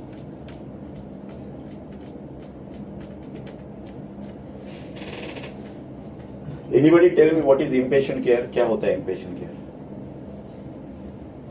जिनके पास पॉलिसी है वो बता दीजिए मुझे। इन पेशेंट के जो 1 डे ट्रीटमेंट जो होता है Admit एक दिन होते के हैं अंदर 2 घंटा। और एडमिट होते हो और कोई घर के अंदर जो ट्रीटमेंट होता है नहीं एकदम wrong. हॉस्पिटल में होगा इन पेशेंट मतलब हॉस्पिटल में जो होगा इन पेशेंट के ट्रीटमेंट मतलब IRDA क्या कहते हैं कि अगर राहुल 24 घंटे से ज्यादा हॉस्पिटलाइज है तो 24 घंटे से ज्यादा हॉस्पिटलाइज होने के बाद राहुल के लिए क्या खर्चे रहेंगे? रूम रेंट आ गया, मैं कौन सी कैटेगरी के रूम में रुका हूँ। दूसरा खर्चा आ गया, डॉक्टर देखने आ रहा है, डॉक्टर चार्जेस हो गए, विजिट चार्जेस, नर्सिंग चार्जेस हो गए, अगर मेरा ऑपरेशन हो रहा है तो ऑपरेशन के चार्जेस हो मेडिसिन गए, चार्जेस मेडिसिन चार्जेस हो गए। तो ये जो सारे खर्चे आते हैं उसे कहते हैं इन पेशेंट केयर। उसके लिए कंडीशंस क्या होते हैं कि अगर आप 24 घंटे से ज्यादा हॉस्पिटलाइज हो तो। बट नीवा वोवा इसमें यूनिक केस है। नीवा वोवा क्या कहती है कि अगर आप 2 घंटे से ज्यादा भी हॉस्पिटलाइज हो, आपका प्रॉपर डिस्चार्ज समरी मेंटेन हो रहा है ना, तो हम आपको इन पेशेंट का बेनिफिट दे देंगे। तो इसमें कोई लिमिट नहीं है। 2 घंटे से ज्यादा अगर आप हॉस्पिटलाइज हो तो भी हम आपको इम्पेशेंट का बेनिफिट दे देंगे। आपका अगर प्रॉपर ट्रीटमेंट हो रहा है या फिर आईसीयू या कोई चीज यूज हो रही है पेशेंट में अपना ये प्री हॉस्पिटलाइजेशन भी कवर वो होगा मैं ना? आता हूँ उसके ऊपर। नेक्स्ट स्लाइड इज दैट इसमें क्या प्रॉपर क्या चाहिए आपको डिस्चार्ज समरी डिस्चार्ज समरी। अभी क्या होता है कि कोविड के बाद again people are very much towards Ayurveda. लोग आयुष ट्रीटमेंट की तरफ झुके हुए, क्योंकि even I am taking treatment for my son, उसका सर्दी के लिए टेकिंग आयुर्वेदा लोग बिलीव करने लगे। नो डाउट कि इंडिया पहले से आयुर्वेदा में अच्छी, बट कोविड के बाद people are very much towards under Ayurveda. तो आयुष में क्या होता है, आयुर्वेदा हो गया, यूनानी हो गया, सीधा हो गया और होम्योपैथिक। ऐसी कोई ट्रीटमेंट अगर आप 24 घंटे से ज्यादा ले लो ना, तो that is also cover under impatient. लेकिन एडमिट होना चाहिए गवर्नमेंट रिकॉग्नाइज हॉस्पिटल और 24 घंटे से ज्यादा हॉस्पिटलाइजेशन जरूरी है। तो जैसे यहाँ पे भी गवर्नमेंट रिकॉग्नाइज मतलब जैसे पोद्दार हो गया, जो बड़ा क्लिनिक है जो गवर्नमेंट रिकॉग्नाइज, आप छोटे किसी क्लिनिक में जाके ट्रीटमेंट ले रहे हो तो वो नहीं कवर होगा। It should be government recognise और 24 घंटे से ज्यादा हॉस्पिटलाइजेशन करना जरूरी। अब आते हैं आपके डे केयर पे। डे केयर कोई तो भी बोला, तो day care is the treatment which is taking less than 24 hours का टाइमिंग। जैसे कैटरेक्ट का ऑपरेशन होता था पहले, तो हमको क्या करना पड़ता, हॉस्पिटल में हॉस्पिटलाइज हो गया, फिर 4 दिन वो टेस्ट कराएंगे, 4-5 दिन तो चले जाते थे। अभी साइंस इतना एडवांस हो गया, लेजर ट्रीटमेंट 2 घंटे में हॉस्पिटलाइज होके आपको घर पे छोड़ते। तो ऐसे डे केयर ट्रीटमेंट भी we are also. Dental is not covered. Root canal में अच्छा दिखने के लिए दांत को शेप, लेकिन एक्सीडेंट के थ्रू अगर कुछ हो गया तो के थ्रू होता है अगर कुछ हो गया तो दैट विल बी तो कवर होता है वो। स्पेक का भी नहीं होता ना आंखों में। आंखों में हम लोग मोनोफोकल कवर करते, बायोफोकल नहीं कवर करते। That is called cataract operation. Pre and post में अगर बात करो तो प्री एंड पोस्ट क्या होता है, कोई बताओ मुझे। फॉर एग्जाम्पल अगर समझो मैंने कुछ रिपोर्ट निकाले और if I M diagnosed with dengue और वहाँ पे हॉस्पिटलाइजेशन कंपलसरी है और 24 आवर्स के ऊपर हॉस्पिटलाइजेशन हो गया, लेट्स टेक कि 4 दिन में हॉस्पिटलाइज था, उसके बाद डिस्चार्ज होके मैं घर पे आया, तो जो भी मेरा 60 डेज पहले तक का जो भी रिपोर्ट्स निकाले रहेंगे वो प्री हॉस्पिटलाइजेशन में जाएगा। और डिस्चार्ज होने के बाद जो भी मेडिसिन मेरे को लेना है, फॉर एग्जाम्पल अगर 1 महीने का कोर्स है तो वो पोस्ट हॉस्पिटलाइजेशन डिस्चार्ज के बाद। तो इसमें हॉस्पिटलाइजेशन जो हुआ उसमें तो क्लेम मिल जाएगा। तो जिस समय एडमिट हुए और डिस्चार्ज हुए उस बीच का खर्चा हमको मिलता है, ठीक है। प्री हॉस्पिटलाइजेशन अब ऐसा है कि हमको कुछ तो हो रहा है, प्रॉब्लम हो रहा है, डॉक्टर को दिखाया, ओपीडी में जा रहे ठीक नहीं बार-बार, हुआ, ट्रीटमेंट हाँ हो रहा है। ठीक नहीं हुआ, कुछ डायग्नोस्टिक टेस्ट कराए, कुछ मेडिसिन दिए, नहीं ठीक होगा, बाद में बोला आपको ऑपरेशन करना पड़ेगा या आपको एडमिट होना पड़ेगा। तो एडमिट होने के बाद का क्लेम तो हमको मिल गया, ठीक है। उसके पहले जो खर्चा हुआ था वो हम प्री हॉस्पिटलाइजेशन में क्लेम कर सकते हैं। एंड ट्रीटमेंट होने के बाद कुछ डॉक्टर्स प्रिस्क्राइब करते हैं, मेडिसिन प्रिस्क्राइब किया, उसके बाद कंफर्मेशन के लिए फिर टेस्ट भी कराते हैं। Very good. MRI कराना है, स्कैन कराना है, एंडोस्कोपी कराना है, तो ये सब कराने का भी खर्च होता है, ताकि वो देखते हैं कि कम्प्लीटली क्योर हुआ कि नहीं हुआ। तो उसका भी खर्चा और रिइंबर्समेंट करवाना पड़ता है। क्या होता है कि भाई 30-40 दिन में दवा ले रहा हूँ, मुझे तो पता नहीं क्या हुआ क्या नहीं, बट डायग्नोस हो गया, उसके बाद मैं हॉस्पिटलाइज हो गया। अभी जैसे आपने एग्जांपल लिया डेंगू का, तो डेंगू में प्लेटलेट्स, तो ऑब्वियसली जब हम लोग डिस्चार्ज होते तो उसके बाद डेंगू का हम लोग को फिर से रिपोर्ट्स निकालने पड़ता है। तो अब ये प्री और पोस्ट जब लोगों को समझाओगे ना, तो डेज में नहीं बताने का। सर आप पॉलिसी ली, रीएश्योर 2.0 आपने पॉलिसी ले ली, 12 महीने के लिए आपने हमसे पॉलिसी खरीद ली, तो सर 12 महीने की पॉलिसी में आप सोचो, अगर आप किसी एक बीमारी का इलाज कराते हो ना सर, तो हम लोग आपको 60 दिन का 2 महीने का प्री हॉस्पिटलाइजेशन और 6 महीने का पोस्ट हॉस्पिटलाइजेशन, मतलब 8 महीने का खर्चा दे रहे सर आपको। आप सोच सकते हो, आपकी पॉलिसी तो 12 महीने की है, बट 12 महीने की पॉलिसी में अगर आपको कोई डिसीज डायग्नोस होता है तो उसके लिए आप 8 महीने तक ट्रीटमेंट ले सकते हो, तो वो थोड़ा अच्छा हो जाता। आप जब डेज में बोलोगे तो लोगों के दिमाग में नहीं घुसता, उतना उसका महत्व नहीं समझ में आता। तो प्री जो हॉस्पिटलाइजेशन है उसमें हम लोग कोई पूछेंगे नहीं कि क्या हुआ क्या नहीं था, but post hospitalisation should be related to your hospitalisation. तो उसका एग्जांपल मैं लेता हूँ कि आप बोले मैं डेंगू के लिए हॉस्पिटलाइज हो गया, अभी संकेत किसको बोल के आ गया कि भाई हम पोस्ट हॉस्पिटलाइजेशन कवर कर रहे हैं 180 डेज तक, तो कस्टमर बोलेगा मैं जाता हूँ फिजियोथेरेपी कराता हूँ, हम नहीं देंगे। क्यों नहीं देंगे? Because that should be related to your hospitalisation. अगर कल मेरा एक्सीडेंट हो गया और मेरा नी रिप्लेसमेंट किया और डॉक्टर ने मुझे सजेस्ट किया कि आगे 6 महीने तक आपको ये फिजियोथेरेपी कराना पड़ेगा, तो वो कवर हो जाएगा। क्योंकि बीच में एक जन आया था, क्योंकि उसने वो वर्ड पकड़ लिया, आप तो बोले थे पोस्ट हॉस्पिटलाइजेशन देने वाले हो, तो उसको में भी कुछ चालू हो गया डिसीज, तो वो बोला कि हमको क्लेम तो हम नहीं देंगे उसके।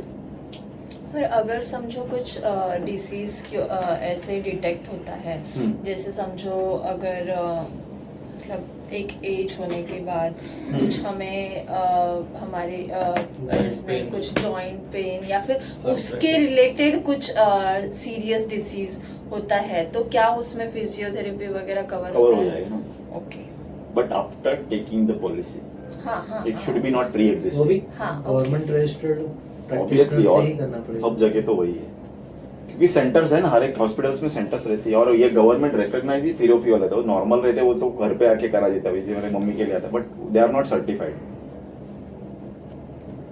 अब आते हैं डोमिसिलरी, कोई तो भी बोला था एनीबॉडी, तो होम केयर डोमिसिलरी का सबसे बड़ा एग्जांपल आप जब दोगे तो आप you can talk about Covid में लोगों बेड्स के नहीं पास था, घर पॉलिसी पे। थे, पैसे थे, बट हॉस्पिटल नहीं में थे। बेड्स नहीं थे। घर ये आई एम पे आल्सो बेड एग्जांपल नहीं of that, non ability of bed, centre में चले गए, बट रेट भी ऐसे थे कि 40 में तो 5 स्टार होटल का रेट था, 4 लाख रुपए चल रहा था, 2 लाख रुपए पहला डिपॉजिट भरो, लोगों ने घर बेचे कोविड स्टार्ट में, जब तक वो गवर्नमेंट ने उसके ऊपर कैपिंग नहीं लगाया हर चीज पे। बट वेरी नाइस, जो कोविड सेंटर में ट्रीटमेंट मिला, इट्स वेरी नाइस सेंटर में। 10 दिन था, मुझे पता चला था मेरे पास पॉलिसी, बट नहीं गया मैं, क्योंकि 2 लाख तो डिपॉजिट था। कोविड सेंटर ना, तो अगर non ability of bed in the hospital, और इसमें भी आपको डिसीजन नहीं लेना है, डॉक्टर शुड बी प्रिस्क्राइब कि आप ये ट्रीटमेंट घर पे ले सकते हो, तो that is called domiciliary treatment. जैसे डोमिसिलरी ट्रीटमेंट ये भी कंडीशन आ जाता है, कोई सीनियर सिटीजन रहते हैं तो senior citizen is not in position to move the hospital, तो डॉक्टर बोलते हैं कि आप इनको घर पे। बट इसमें अगेन एक कंडीशन है कि जैसे आपको पता रहेगा आप हॉस्पिटल में हॉस्पिटलाइज होते हो तो इंडोर पेपर मेंशन होते हैं, आपका सारा रिपोर्टिंग, कब ब्लड लिया, सारी चीजें काउंट होती है, डॉक्टर ने क्या लिखा है सारी चीजें वहां पे।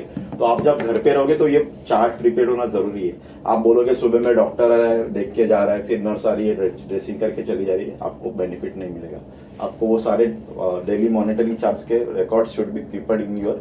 ये चार्ट्स का फॉर्मेट मतलब वो तो पेपर्स रहते हैं ना, इंडोर पेपर कैसे रहते हैं आप देखे रहेंगे हॉस्पिटल में, उनका एक पेपर रहता है हॉस्पिटल, तो उसके ऊपर वो लिखे रहते हैं कि आप मैंने सुबह 8 बजे राहुल का ब्लड लिया तो ब्लड का काउंट ये आया, उनका शुगर लेवल ये है, वो सारी चीजें मेंटेन होना जरूरी है। वहाँ पे तो क्या है, एक चार्ट बना हुआ रहता है, जो भी वो नर्स आए वो फिल करते रहते, तो वो होना लेकिन जरूरी। घर पे कैसे करें? वो लोग देंगे ना कि अच्छा, आप जो ठीक है। प्रिस्क्राइब करेगा जो डॉक्टर, तो prescribe वो सारी करेगा। चीजें देगा, क्योंकि उसको बिल उसी के बेसिस पे बनने वाले हैं। अब आते हैं होम केयर में, तो जैसे अभी आपको पता रहेगा कि केमियोथेरेपी हो गया, डायलिसिस हो गया, पैराटोनल डायलिसिस हम घर पे भी कर सकते हैं। तो अगर वो रजिस्टर होम केयर के थ्रू अगर आप घर पे कर रहे हो पैराटोनल डायलिसिस और कीमोथेरेपी, तो that should be paid by you. But अगर पैराटोनल डायलिसिस अगर आप ऑटोमेटेड मशीन के थ्रू कर रहे हो, जैसे ऑटोमेटेड मशीन भी आ रहा है अभी, आप घर पे वो मशीन लगा दोगे तो वो कर देते डायलिसिस, तो वो मशीन यूज करे तो आपको बेनिफिट नहीं मिलेगा। It should be done by the register home care. तो आपको होम केयर और डोमिसिलरी ये दोनों का up to the sum assured मिलेगा। इसमें आपका pre and post hospitalisation also covered. Annual health checkup, तो अगेन सब बोलेंगे यार एनुअल हेल्थ चेकअप तो सारी कंपनी देती है, पर उसमें कंडीशन आ जाता है कि जब आप पॉलिसी में क्लेम नहीं करोगे तो 2 साल के बाद they will give certain amount कि 1200 रुपया 1000 रुपया दे देते हैं। बट हम लोग डे 1 से कवर कर रहे हैं annual health checkup 500 rupees for पर 1 लाख। तो मैक्सिमम इंडिविजुअल पॉलिसी में हम लोग 5000 तक देंगे आपको, और अगर फैमिली फ्लोटर पॉलिसी है तो उसमें 10,000 पर पॉलिसी के हिसाब से आपको मिलेगा। बट ये जो एनुअल हेल्थ चेकअप है, इसमें जो आपको आपके एज के हिसाब से कुछ 21 टेस्ट है, तो उसमें से आपको सिलेक्ट करना है कौन से टेस्ट करने, तो वो टेस्ट आप सिलेक्ट करोगे ना तो वो आपको कैशलेस में ही कराने हैं। कैशलेस क्या होता है कोई बताएगा मुझे? Registered hospital. हाँ, तो इट शुड बी, आप जो टाइप हॉस्पिटल है वहीं पे करा सकते हो। आप अगर बोलोगे कि ये टेस्ट में जाके किसी दूसरे क्लिनिक में जाके कराऊंगा या फिर डायग्नोसिस सेंटर में जाके कराऊंगा तो हम उसका पैसा नहीं देंगे। You should be go for तो अपॉइंटमेंट वो एप्लीकेशन के थ्रू सारा हो तो सर, अगर होम पे है तो होम भी करा सकते हो। ये क्या test can be done over a period of 7 days? अभी इसमें कंडीशन है कि अभी कोई मुझे 5 टेस्ट कराने या 7 टेस्ट मुझे कराने, तो अभी मैं वर्किंग हूँ, या फिर कुछ टेस्ट में ऐसा होता है कि सुबह आओ फिर शाम को दोपहर में आ जाना। अभी आप वर्किंग कर रहे हो तो आपको वो पता टाइमिंग नहीं है। तो अगर 1 तारीख को आपने कोई टेस्ट ट्रिगर किया है तो बचे हुए जो 7 टेस्ट है आपको 7 तारीख तक कंप्लीट करने हैं। अगर आपने नहीं कंप्लीट किए तो उसका आपको बेनिफिट नहीं मिलेगा।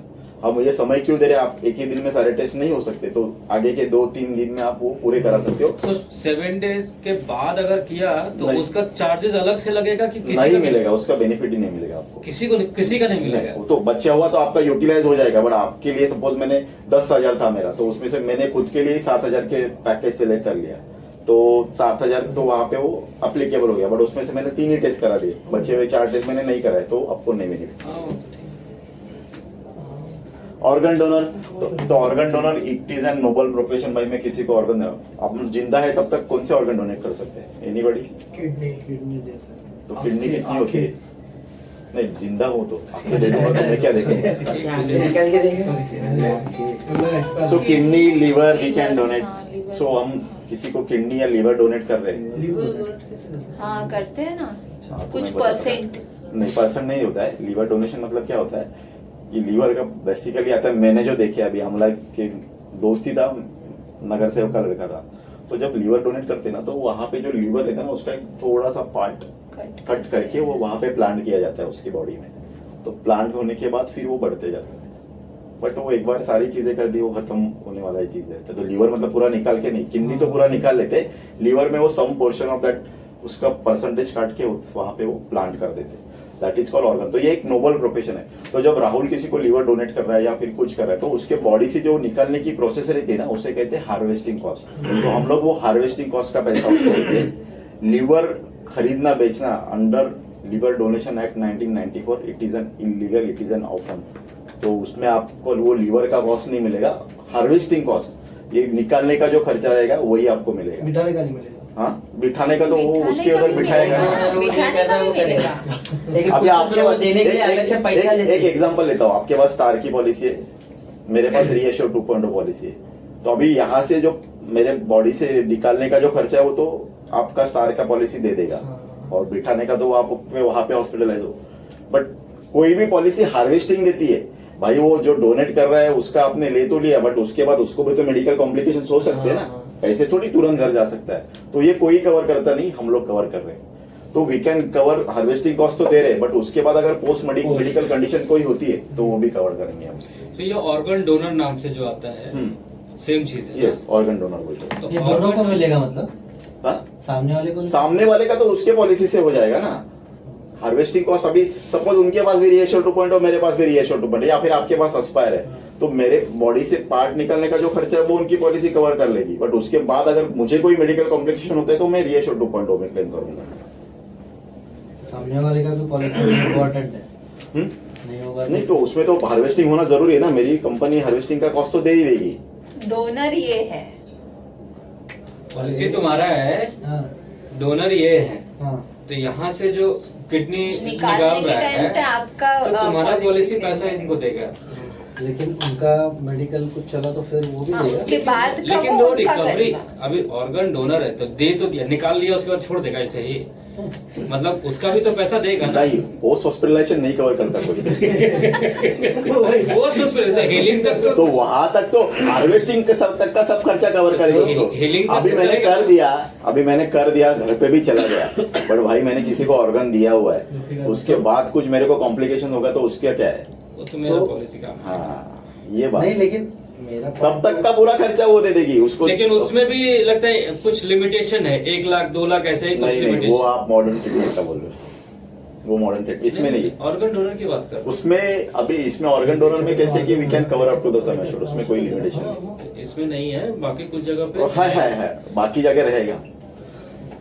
आप मेरा पॉइंट वही था कि जिससे हम लोग ऑर्गन ले रहे उस बंदे का भी पॉलिसी होना ही चाहिए। नहीं नहीं नहीं होगा तो हार्वेस्टिंग का हो जाएगा ना, उसको उसके पॉलिसी से कुछ कॉम्प्लिकेशन आए तो वो उसको दो, उसका प्रॉब्लम है, उसका फ्री में तो कोई देता ना, खुद तो लेगा ना सामने वाले से पैसे वो अंडर द टेबल। तो इसमें भी कुछ ये नहीं रहता नहीं है। नहीं आता होत नहीं थे, इतना इजी नहीं है ऑर्गन डोनर हो, मालूम है, और अभी बहुत सारा चीज है, किडनी के लिए भी कोई आपको करता भी नहीं है। वो फैमिली मेंबर ही रहना चाहिए। जिंदा रहेगा वही बोल तो रहा हूँ। करेगा फैमिली में ना। आपको लीगलिटी आया को एकदम एंड पॉइंट पे मिली, बट तब तक जा चुके थे वो।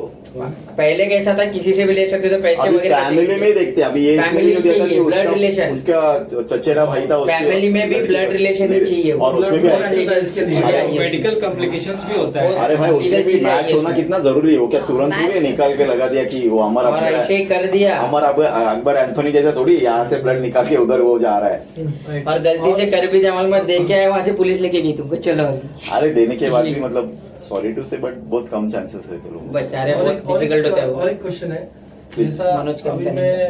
मैं पॉलिसी लिया है, अपने घर पे मुझे पता नहीं कुछ भी, मैं पैरालिसिस हो गया, मैं बोल नहीं पा रहा हूँ, हाथ हिला नहीं पा रहा हूँ, बेड पे ही हो अचानक से, तो मुझे एडमिट कर दिया, मेरे घर वालों को पता नहीं है पॉलिसी है, लिया हुआ है। इसमें कंपनी कुछ वाले नहीं कर मैं क्या सकते, करूं? कंपनी वाले क्या करेंगे? कुछ नहीं कर सकते। इसमें कंपनी वाला ये घर पे बताना जरूरी है ना कि पॉलिसी लेकिन मैं महीना भर एडमिट है हॉस्पिटल में, कुछ कर ही नहीं पा रहा, मतलब तो उसमें तो एक चीज कर सकते हैं, डिजिटल दुनिया बोल सकते हैं, रियम्बर्समेंट करवा सकते हैं, बाबा पॉलिसी थी मेरे पास। हाँ। लेकिन उसमें भी Cashless नहीं करना होगा। पड़ता है ना कि ठीक है, अरे बाबा अशी सिच्युएशन असेल तर तू इंटिमेट पण काय करणार, तू थोड़ा ठीक हो गया तो नहीं, बोल लेकिन सकता है, अभी वो- कंपनी विल एडमिट यू। क्यों एडमिट करेगी कि भाई संकेत का पॉलिसी, डोंट टेक बैड, मैं नंबर नेम किया कि संकेत जब पॉलिसी लिया था तो उसकी पॉलिसी एक्टिव थी।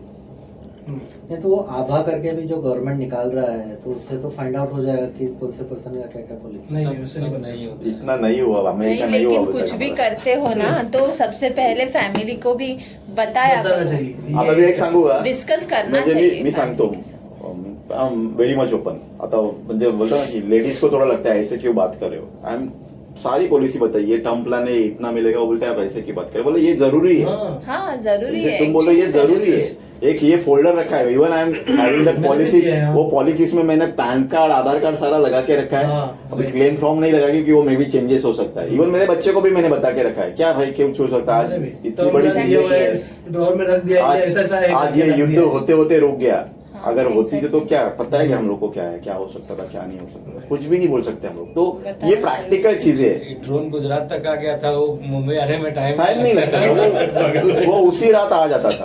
हाँ, सही बात तो बोला ना कि सलाम, मैं भूल गया आज कि हम सारे सेशन की सलाम उस भारतीय सेना को है कि हम लोग इतना बेदूत होके सो रहे हैं, जो बेचारे शहीद भी हो हमारे लिए हुए, आज छुट्टियां कैंसिल करके चले गए, तो ये चीज है, ये प्रैक्टिकल रहना जरूरी है। अभी ये तुम बोले तो अभी आज के जमाने में तुम बोलोगे कि घर पे पता ही नहीं पॉलिसी, तो फिर वो तुम्हारा पॉलिसी लेने नहीं चाहिए था, इतना सीक्रेट है तो। Secret You should take action immediately. उनके लिए ही कर रहे हो ना, तो उनको बताना जरूरी है। गर्लफ्रेंड साठी अलग कुछ रहेगा तेरा कांड मार तो फिर ठीक है। मतलब पॉलिसीचा फायदाच करना है कि जो मेरे समय में काम नहीं आए वो पॉलिसी, और वो तुम बोल रहे हो वो सोचते सिचुएशन आएगी ना, आएगी, वही तो पैरालाइज बोल में रहा अभी मैंने देखा है, मेरी मौसी थी हाँ। 6 महीना ऐसी थी, बोल ही नहीं जांच पाते भी। हैं, हाँ, एक साइड पूरा पैरालाइज हो जाता है, कभी कभी ऐसा हो जाता है। पर आज की तारीख में ऐसा कुछ है ही नहीं, लोग सब बताते हैं सारे। मेरे को एक्चुअली ये क्यों आया क्वेश्चन बताया, जब एक क्लाइंट के पास जाना है तो उसका हस्बैंड पैरालाइज्ड है, तो उसके लिए मुझे क्वेश्चन आया। उसको मिलेगा ही नहीं पहले तो, पैरेलल पॉलिसी मिलेगी। 50% वो तो से ज्यादा म्यूचुअल के लिए रहेगा जाना तो- है ऐसा। उसको नहीं मिलेगा, नहीं, उसके हाँ, फैमिली को wife को मिलेगा। मिलेगा। Wife की तो So now coming to the air emergency ambulance. So emergency ambulance we can cover road ambulance up to the sum assured. Air ambulance we can cover up to 2.5 lakhs. तो ambulance में भी आपको ये याद रखना है कि कोई भी एक इंसिडेंस कवर होता है। इंसिडेंस की बात करूंगा तो अगर मेरी तबियत I am in critical situation तो घर से मेरे को एम्बुलेंस में हॉस्पिटल लेके आ रहे, that should B cover. Accident spot से मेरे को एम्बुलेंस में लेके आ रहे, that should B cover. But मुझे हॉस्पिटल से अगर किसी डायग्नोसिस के लिए या फिर नॉर्मल टेस्ट के लिए रिहेबिलिटेशन सेंटर में लेके जा रहे हैं, या फिर मैं बोला अभी तो मेरा अच्छा लग रहा है लेकिन मुझे एम्बुलेंस से ही घर जाना है, नहीं भाई ओला कर और घर पे जा। एयर एम्बुलेंस की मैं अगर बात करूं तो एयर एम्बुलेंस भी it will be prescribe by the doctor. तो प्रिस्क्राइब बाय डॉक्टर मतलब जैसे आज मुंबई सिटी में सारे हॉस्पिटल्स में सारी सर्जरीज अवेलेबल है, तो आपको किसी दूसरे शहर जाके सर्जरी करने की जरूरत नहीं। मैं धीरूभाई में हॉस्पिटल है जो बोलूंगा नहीं मुझे चेन्नई जाके सर्जरी कराना है, it is not my decision. हाँ, मैं अगर नासिक में हूँ, कोई हॉस्पिटल में एडमिट है, वहाँ पे एक्सरे का फैसिलिटी नहीं है, तो वो एम्बुलेंस से लेके जा सकता है एक्सरे करने के लिए, तो वो नहीं होगा। जरूरी नहीं उतना उसको वो। अभी हर हॉस्पिटल में है ही सारी चीजें, और इतना बिल फाड़ते हैं वो लोग।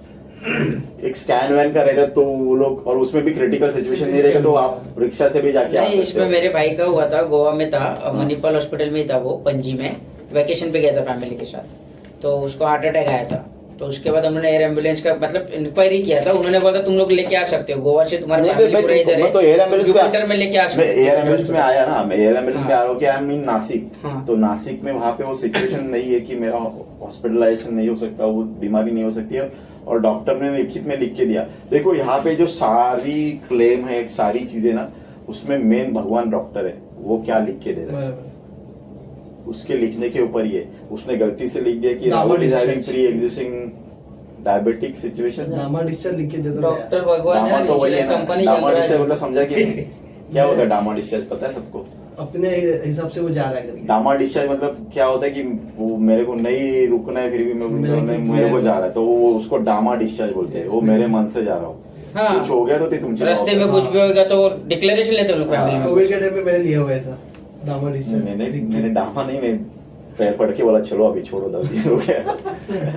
तो नहीं, वो हॉस्पिटल में एक्चुअली ट्रीटमेंट प्रॉपर नहीं हो रहा था, तो इसलिए मैं ही हॉस्पिटल डर गया गए थे था। तुम? हाँ, बराबर, हॉस्पिटलाइज हुआ था, और वो क्या डॉक्टर भगवान मैंने एम्बुलेंस में ट्रैवल किया है। और उधर से डॉक्टर भगवान मैं क्या सर, मर जाऊंगा। और इंश्योरेंस कंपनी का प्राइस है। 10 रुपए की गोली थी, 10 रुपए की गोली का 5-5, 7-7 लाख रुपए लिया है। डोलो 650 पे ही लोग ठीक हो गए ना। मैं पूरा मैंने आनंद लिया इसमें। कोविड सेंटर 2 सबसे टाइम बेस्ट में था। खाना, सुबह 2 बॉइल एग, दोपहर का अरे खाना। क्या भर के मिलता है एकदम खाना मस्त। उतना भी अच्छा नहीं था, बट क्या हुआ कोविड सेंटर की सिचुएशन देखोगे ना तो लोग डर से बहुत मर गए। हाँ एक्चुअली क्या हो गया डर कि से ही मरे लोग। बेड पे बैठा है, यार सडनली मर जाएगा ना, ये मर गया, मैं मर हाँ, गया, तो वैसे ही हो रहा मेरी था। आप सोए हो, दूसरे दिन कोई और बैठा है, पहले दिन फिर क्या कर लिया। इसी की वजह से वही। मतलब पीपल हैविंग ऑक्सीजन रेंज, हमारे चाचा थे वो फिट एंड हेल्दी वाइन, वो गया देखा तो बात कर रहा है आदमी, सडनली ऑक्सीजन लेवल डाउन, खत्म। तो वो डर क्या होता है कि भाई 2 हो गए, अभी बच्चा हाँ, नहीं मैं हो। हूँ, हाँ, बस इसलिए मैं निकल रहा था वहाँ से। अरे मुझे जब गोली लगी थी हॉस्पिटल में था ना, तो हर दिन कोई ना कोई उठ रहा था इधर से, तो मैं ऐसे ही देख रहा, पहला लगता है मेरा नंबर है। होता है वो। तो ये है डर, मेन डर ही मारता है आदमी को। तो यहाँ पे डॉक्टर ही मारते हैं। तो ये एयर एम्बुलेंस है कि अगर डॉक्टर ने लिखित में लिख के दिया, जैसे आप बोल रहे थे आपकी भाई के केस में, तो आए जहाँ पे अभी कोई स्ट्रोम आ जाए, यहाँ पे फंसे हुए, वहाँ पे एयरलिफ्ट कराना है, तो इट इज ऑल्सो कवर। लेकिन एयर एम्बुलेंस जो फैसिलिटी है वो तो काफी कम होगा ना इंडिया में, काफी रेयर होगा ना ये। रजिस्टर्ड है वो, अपने जो पैनल से आपको करना पड़ता है वो। अभी यहाँ पे भी अभी एक मैं आपको एग्जांपल देखूंगा कि 26 जुलाई जैसे कोई सिचुएशन आ गई, अभी जैसे आप बोल रहे कि वो मशीनरी यहाँ पे काम नहीं कर रही है धीरूभाई में, और वो बोले कि ब्रिज कैंडी लेके जाओ, तो वहाँ उस टाइम अगर एयर एम्बुलेंस का जरूरत है तो वो कवर हो जाएगा। यूजुअली लोग प्रेफर ही नहीं करते हो क्योंकि इधर समरशोर से जाता है ना, वो तरह कवर कम हो जाता है ना, आगे से पता नहीं कितना मेडिकल में एक्सपेंस लगेगा। लेकिन अगर सिटी में ही 2 हॉस्पिटल्स है, मुंबई में ही है, तो उसमें एयर एम्बुलेंस की जरूरत वही क्या है? बोल रहा हूँ ना, वही बोला। बट आप जब बताओगे तो थोड़ा, अभी जैसे ये यात्रा के लिए गए थे, बस खाई में गिर गई, अभी वो सिचुएशन में एयर एम्बुलेंस की जरूरत पड़ती थी, बट कोई बच्चा ही नहीं। मुंबई के 4 डॉक्टर थे, कोई थे, 4 धाम की यात्रा के लिए गए थे, तो वो सिचुएशन है। और वो एयर एम्बुलेंस वगैरह सब आसाम वासाम वहां पे चले गए, टचवुड पहलगाम जैसा कोई हादसा हो गया, उस सिनारे में हॉस्पिटल लेके जाने के लिए एयर जरूरी है। एम्बुलेंस का भी लग सकता है अगर कोई आउट ऑफ इंडिया में है, और उसका अगर इनकेस डेथ हो गया तो फिर उसका body आउट ऑफ लगेगा। इंडिया इसमें डिफरेंट नहीं, स्टेट है। we are having personal accident plan, उसमें सारी चीजें मिलेगी, डेथ मिलेगा, सब चीजें मिलेगी इसमें। अतः मॉडर्न ट्रीटमेंट तो टुडे जैसे अगर प्रोस्टेट हो गया, किडनी सर्जरी है, ब्रेन सर्जरी है, कैंसर से रिलेटेड कोई रोबोटिक सर्जरी, तो डॉक्टर थोड़ा ये होते तो रोबोटिक सर्जरी यूज किया जाता है। तो अगर प्रोस्टेट हो गया, किडनी से रिलेटेड कोई सर्जरी है, हार्ट से रिलेटेड कोई सर्जरी है, या फिर कैंसर से रिलेटेड कोई बड़ी सर्जरी है जिसमें रोबोटिक का यूज हो रहा है, तो 20 लाख की पॉलिसी, तो आपको पूरा 20 लाख मिलेगा। बट उसके अलावा अगर आप जैसे ऑर्थो में भी आजकल रोबोटिक सर्जरी होती है, तो उसमें सिर्फ 1 लाख मिलेगा आपको। आपके एस्पायर में इसके लिए लिमिट नहीं, बट रीएश्योर में we having limit for apart from this 4 surgeries, 1 lakh का लिमिट है। मतलब ये prostate cardio surgery partial neuropathy surgery for malignance, कोई भी कैंसर के लिए sum assured पूरा मिलेगा। Up to the sum assured मिलेगा। अभी यही क्रॉस एस्पायर में पूरा मिलेगा आपको, उसमें कोई भी सर्जरी लेने दो आपको up to the sum assured मिलेगा। लिव हेल्दी बेनिफिट, तो ये बेनिफिट अच्छा है। लिव हेल्दी बेनिफिट क्या कहता है कि कोई कंपनी ये देती नहीं कि मैं फिट एंड फाइन रहूं, मैं फिट एंड फाइन होगा तो कंपनी को क्या फायदा है, क्लेम नहीं आएगा। तो कंपनी कहती है कि आप फिट एंड फाइन रहो, अगर मुझे क्लेम नहीं आता, आप रोज दौड़ते हो भागते हो, उसके हिसाब से हम आपको बेनिफिट दे रहे हैं। तो आप जितने फुट स्टेप चलोगे ना उतना maximum discounting you will wellness get. Benefit तो आजकल हर हाँ, कोई वो दे रहा है। आजकल दे वेलनेस बेनिफिट हर केयर में है। तो उसमें आपको कंडीशन क्या है कि 1000 foot step is equal to 1 point. तो अगर पूरे साल में आप 3751 फुट स्टेप चलोगे, पॉइंट्स अर्न करोगे, तो यू विल गेट मैक्सिमम 30% का डिस्काउंट इंडिविजुअल पॉलिसी, और फैमिली फ्लोटर में यू विल गेट 15% का डिस्काउंट। तो यहाँ पे फैमिली फ्लोटर में हस्बैंड एंड वाइफ दोनों है ना, तो दोनों का foot step will be considered. इसमें ऐसा भी कुछ कंडीशन है कि रिन्यूअल से 2 महीना पहले का कंसीडर नहीं होता है? क्यों नहीं कंसिडर होता, अभी यही बता रहा हूँ। इसमें कंडीशंस ये है कि कोई भी पॉलिसी का रिन्यूअल नोटिस जो जनरेट होता है वो 2 महीने पहले जनरेट होता है। तो उस समय के फुट स्टेप तो कहाँ से गिनेंगे, क्योंकि हम लोग ने 2 महीने पहले रिन्यूअल नोटिस, यहाँ पे 3 महीना दिया हुआ है, तो वो आपके वेस्ट नहीं जाएंगे, it will be carry forward to the next policy year.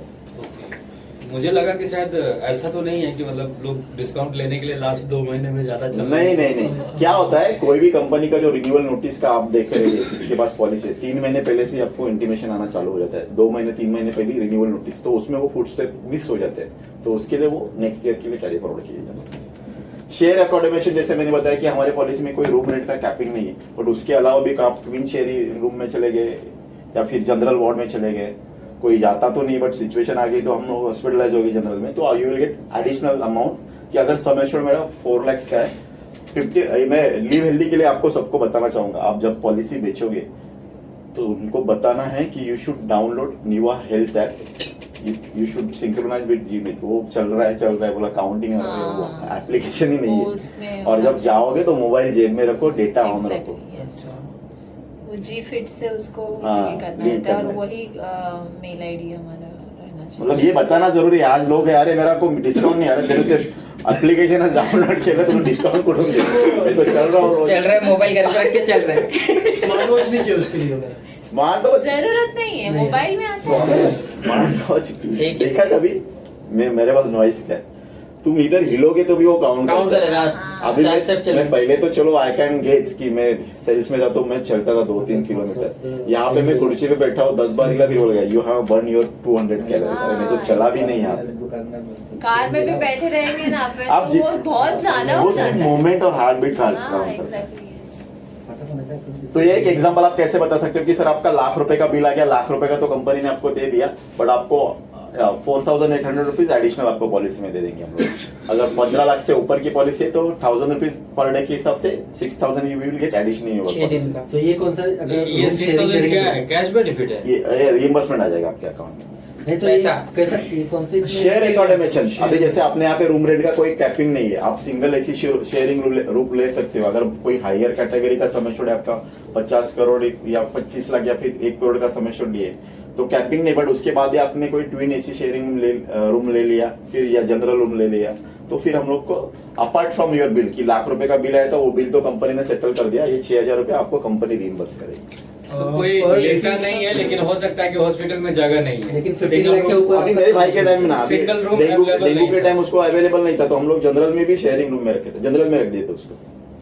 तो लेता तो नहीं जाके है, थोड़ी हाँ, रखेंगे। कोई लेता तो नहीं, मैं वही बोल रहा हूँ ना, बट लेंगे तो आपको ये फायदा है। अवेलेबिलिटी के सबको अच्छे ही चाहिए रहते हैं हॉस्पिटल में। सेकेंड मेडिकल ओपिनियन, तो भाई मैं आज हॉस्पिटलाइज हो गया, ठीक हो गया, दवा ले ली, बट डॉक्टर बोलेगा अभी नेक्स्ट टाइम आपका अगर कुछ तकलीफ होती है तो सर्जरी करनी पड़ेगी, तो मैं सोचूंगा कि मुझे सेकेंड ओपिनियन लेना चाहिए, तो I can take second medical opinion. वो मेरे को एक टाइम ही मिलेगा लाइफ में। ई कंसल्टेशन की बात करूंगा तो अनलिमिटेड टाइम ई कंसल्टेशन। तो ई कंसल्टेशन फायदेमंद किस लिए? कोविड का सिनेरियो जैसे संकेत ने देखा है, मैंने देखा कि हम लोग डॉक्टर को पर्सनल नहीं मिल पाते, तो फोन पे we can coordinate with the doctors, वो कंसल्टेशन हम कर सकते हैं। तो दिस इज फॉर ये कैसे इंडिया। क्लेम करेंगे? Reimbursement। तो रिइंबर्समेंट ये इंडिया में ही होगा ना, हाँ? Out of country? नहीं, इट्स ऑल इन इंडिया। ये जो प्रोडक्ट्स है will be all the benefit should be India. We are having the plan. Premia हो गया, उसमें आप आउट ऑफ इंडिया कर सकते हैं. एस्पायर ग्लोबल कवरेज हम लोग दे सकते हैं.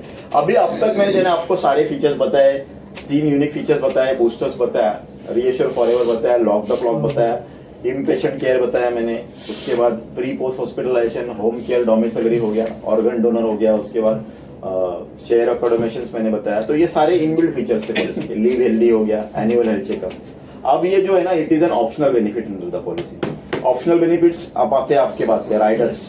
ये आपको सिलेक्ट करना है, आपने ये सिलेक्ट किया. तो ये हॉस्पिटल डेली कैश जो बेनिफिट है ना, हॉस्पिटल कैश, वो भी बहुत अच्छा बेनिफिट है. उसका प्रीमियम आ जाता है आपको कि 4,000 के आसपास आ जाता है, 4,200 एक्स्ट्रा. हाँ, बट उसका बेनिफिट इतना अच्छा है ना कि सपोज राहुल आज हॉस्पिटलाइज है, अगर मैं रहता हूँ मुलुंड में, मेरे पुरला में एडमिट, तो मेरी वाइफ का आने जाने का खर्चा, अगर वो वर्किंग है तो उसका डेली वेजेस लॉस हो रहा है. तो उस सिनारियो में अगर 5 लाख तक की पॉलिसी है तो आपको प्रतिदिन के हिसाब से 1,000 रुपया मिलेगा.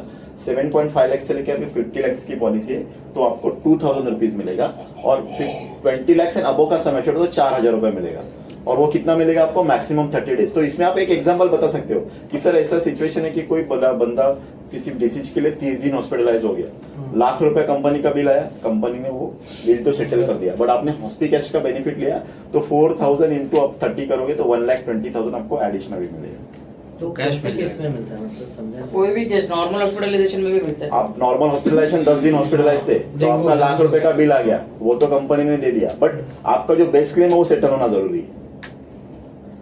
तो मैंने 10 दिन हॉस्पिटलाइज था, तो 10 दिन हॉस्पिटलाइज था तो मैं अगर 4,000 पकड़ू तो ये क्लेम करना पड़ता है कि वो बाय डिफॉल्ट वो तो ट्रिगर हो जाएगा ना, आपने बेनिफिट लिया तो वो बाय डिफॉल्ट आपके तो अकाउंट में मतलब रिवर्स हो जाएगा. ये कंसिडरेशन है कि वो बंदा 10 दिन ऑफिस नहीं जा ऑफिस नहीं जा पाया रहा है, तो वो salary उसके उसका Yes, yes.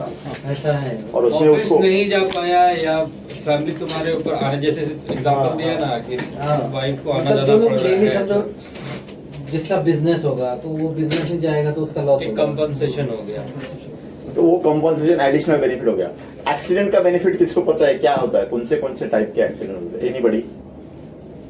Unplanned event. Unplan event but क्या है? रोड एक्सीडेंट क्या होता है? मेरे को एक एग्जांपल से भी दे. गिर गए ऐसा, हाँ, बिल्डिंग से गिर गए. ओके. और कहीं पे भी नॉर्मल जो भी घर में गिर गए, बाथरूम में गिर गए, तो any type of that. Any type. Diwali का सीजन है, पंखा साफ कर रहा था, गिर गया है, चल रहा हूँ रास्ते से, अभी Faint होके गिर स्टोम गया, आ गया, चक्कर से, हाँ. स्टोम आ गया, वो ओवरहेड वायर कट गया, मेरे बदन में आके चिपक गया, दैट इज कॉल्ड एक्सीडेंट. छुट्टियां चालू है, नेरुल चला गया, झाड़ी में से जा रहा था, सांप ने काट लिया, डेथ होगी, दैट इज कॉल्ड एक्सीडेंट. तो स्नेक बाइट लोगों को पता नहीं एक्सीडेंट. हाँ, बट ताड़ो बाके अभयारण्य में चला गया, वहां पे लिखा है कि शेर है यहाँ पे, फिर भी मैं चल के जा रहा हूँ, शेर ने खा लिया, तो दैट इज नॉट वो तो कंसिडर्ड. खतरों के खिलाड़ी हो गए. एक्सीडेंट हो गया वो तो. आज शेर मुझे मार करके. तो अगर ऐसी कोई सिचुएशन होती है तो we can give 5 times of best summation. तो 10 लाख की पॉलिसी तो 50 लाख मिलेगा, बट अगर 1 करोड़ की पॉलिसी तो 1 लाख ही मिलेगा मुझे एक्सीडेंटल बेनिफिट. सो बंदा एडल्ट होना चाहिए, 18 ईयर से नबो. 1 करोड़ के रहेगा तो कितना मिलेगा? 1 करोड़ ही मिलेगा. 1 करोड़. हाँ, मैं 1 लाख मैक्सिमम 1 CR है ना.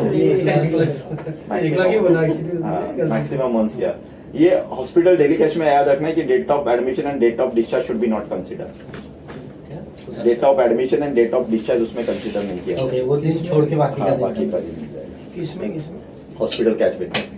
नहीं, फिर से बोलो. हॉस्पिटल कैश बेनिफिट में 30 दिन आपको दे रहे हैं, बट वो 30 दिन का आपका क्लेम है, तो उसमें आपको डेट ऑफ एडमिशन और डेट ऑफ डिस्चार्ज का पैसा 2 दिन निकल जाएगा, Okay, मतलब 2 दिन का 28 दिन मिलेगा मिलेगा. तेरे सो 10 दिन अगर हॉस्पिटल में है तो तो 8 2 दिन निकल जाओ, 8 दिन का को. कितना भी दे रहे हैं 2 दिन हटा इसमें देंगे. मिनिमम हॉस्पिटलाइजेशन भी है कुछ, 3 दिन 5 दिन ऐसा कुछ. 48 आवर्स का. अच्छा, 2 कम से दिन. कम 2 दिन. तो 2 दिन का होगा तो 0 मिलेगा वैसे भी. हाँ 2 दिन अगर हॉस्पिटलाइज हुआ तो कैश बेनिफिट तो मिलेगा ही Date नहीं. of एडमिशन और admission डिस्चार्ज निकल गया. बट 48 आवर्स से ज्यादा होना हाँ, जरूरी तो है. वो समझ. इसीलिए वो कंडीशन दिया ना, इसलिए उन्होंने बराबर 2 दिन रखा है ना. 48 आवर्स से ज्यादा हो जाएगा तो 2 दिन का कंडीशन पूरा पहले होगा. आई थिंक आईसीयू लंबार्ड का था, उसमें 3 दिन का था, मिनिमम 3 दिन हॉस्पिटलाइजेशन होना चाहिए. इसमें 48 आवर्स ये का. लेकिन उसमें एक्सक्लूजन नहीं दिया था. तो इसमें 40 हॉस्पिटल कैश है ना, तो कोटक का बहुत तूफान चलता है, वो उसमें बहुत करते हैं. कोटक ने सबसे पहले निकाला था, कोटक यही बेचता है सिर्फ. 3,000-3,200 का उनका कुछ प्रीमियम आता है. हॉस्पी कैश. हाँ, वो कोटक का ही मेन प्रोडक्ट है. वो कोटक में जीआई वगैरह इतना बिकता नहीं, हेल्थ इंश्योरेंस वगैरह, वो यही बेचते ज्यादा. एक्सीडेंटल डेथ है तो 100% of sum assured. Permanent total disability, 2 हाथ चले गए, 2 पैर चले गया, 1 हाथ, any 2 limbs of my body I will loss, तो मुझे मिलेगा 125% of sum assured. Permanent partial disability तो अपने पास चार्ट है वो, अगर मेरा रिस्ट से हाथ कट गया तो 50% मिलेगा, थंब चला गया तो 10%, कोई भी उंगली चली गई तो 5% मिलेगा। तो we are having that chart. तो जो आपका डिसेबिलिटी का परसेंटेज है उस हिसाब से आपको उसका बेनिफिट मिलेगा। Now come to the safeguard plus. तो सेफगार्ड प्लस के लिए again you are using the example of Covid. एक पीपीए किट कितने डॉक्टर ने पहना था पता नहीं, बट लाख लाख रुपए सिर्फ उसका ही आया था, non payable items. PPE kit हो गया, मास्क हो गए, सैनिटरी पैड हो गए, ये सारे जो नॉन बेबी फूड्स हो गया।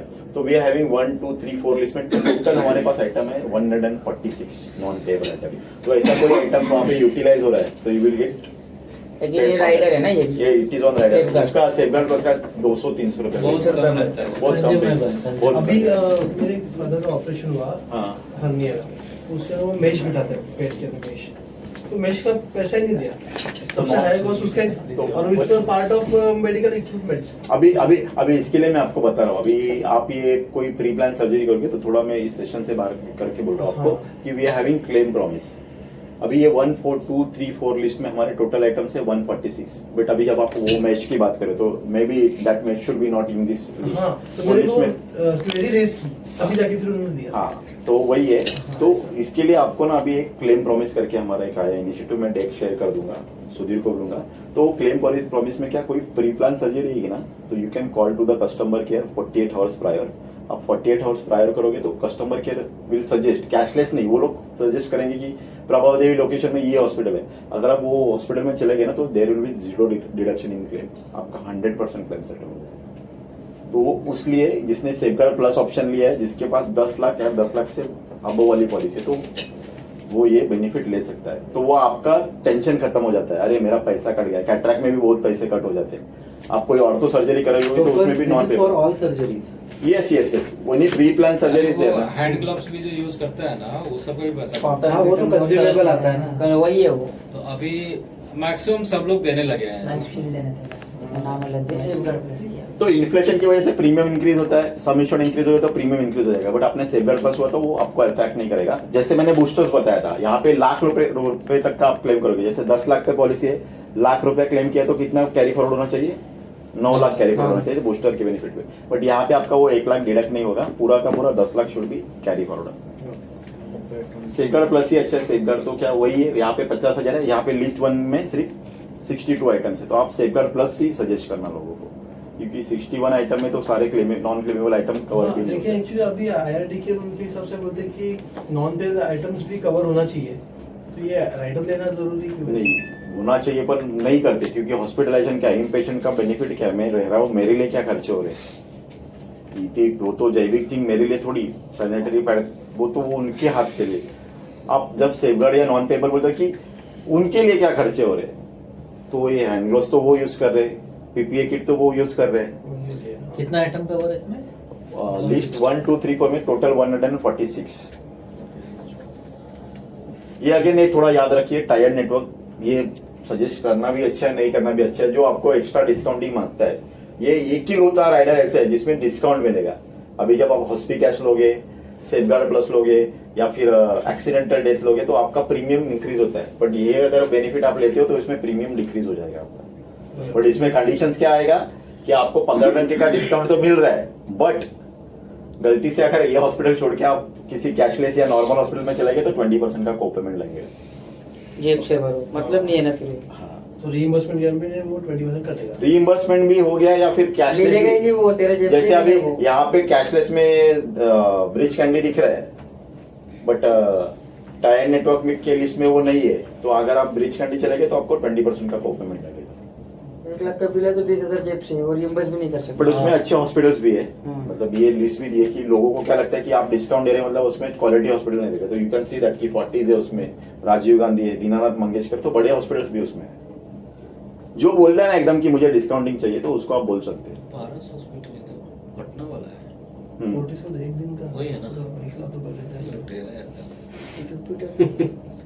Deductibles, anybody knows what is deductibles?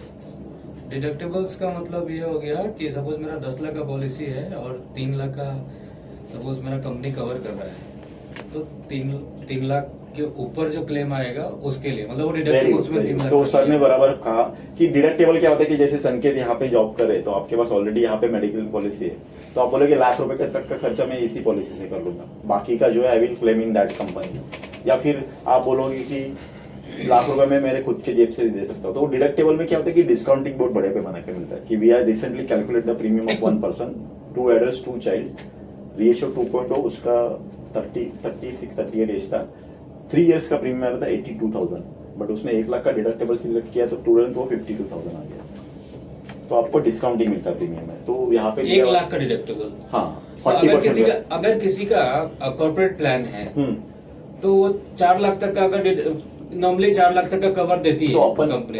We can give maximum 1 lakh rupees, अच्छा, मैक्सिमम 1 लाख का। Maximum 1 lakh rupees you can take as a deductible, तो उसमें आपको 40% का डिस्काउंटिंग मिल जाएगा। डिडक्टेबल इज व्हाट कि मैंने अगर लाख रुपए का डिडक्टेबल सिलेक्ट किया है और मैंने कल कंपनी को 10 लाख का क्लेम किया तो कंपनी 1 लाख रुपया कट करके 9 लाख ही मुझे देगी, 1 लाख जेब से भरना पड़ेगा। तो what that 1 lakh should be paid by from your pocket, and this is aggregate deductible. Deductible और कोपेमेंट में डिफरेंट क्या होता है वो मैं समझाता हूँ कि मैंने 1 लाख का डिडक्टेबल सिलेक्ट किया, मेरा पहला क्लेम आया 50,000, कंपनी नहीं देगी क्योंकि मैंने लाख रुपए का डिडक्टेबल सिलेक्ट किया।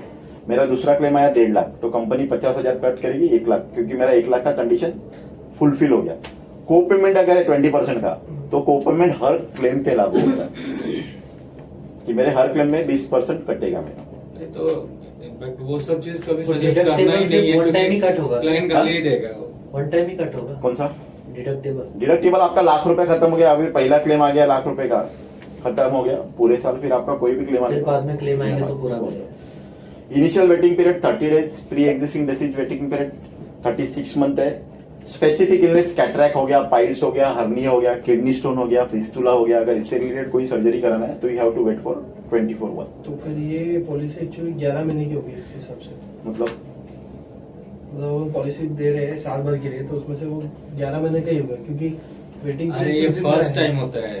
अच्छा, पहला फर्स्ट क्लेम वो हर इंश्योरेंस कंपनी लेता है, हाँ, हाँ। लेकिन एक्सीडेंटल क्लेम डे 1 से होता है तेरा। अगर एक्सीडेंटल कुछ Accidental, हाँ हाँ। एक्सीडेंटल तो डे 1 से होगा ना तेरा। Because it is not plan ना, हाँ। ये तुम किस चीज के 11 महीने का जो बोल रहे हो ना, लिए सपोज इस साल लिया पॉलिसी हाँ। तो अभी 30 डेज का वेटिंग पीरियड है, अगले साल जब रिन्यू करेगा वहां 30 डेज नहीं लगेगा, नहीं। वो तो फ्रॉम डे 1 रहेगा। क्यों है? आईडी क्या रूल है? क्यों है? फ्रॉड रोकने के लिए। तुम Fraud गए रोकने डॉक्टर के पास, डॉक्टर बोला कि भाई तुमको हॉस्पिटलाइज होना जाएगा, तो तुमने सोच के पॉलिसी ले ली, या फिर डॉक्टर बोला आपका किडनी स्टोन हो गया, अभी किडनी स्टोन हो गया तो आपको हॉस्पिटलाइज करना पड़ेगा, 50-60 हजार का खर्चा है, आप मेडिक्लेम लो, तो इसके लिए हमने कंडीशन दिया कि 24 महीने के बाद ही कवर करें।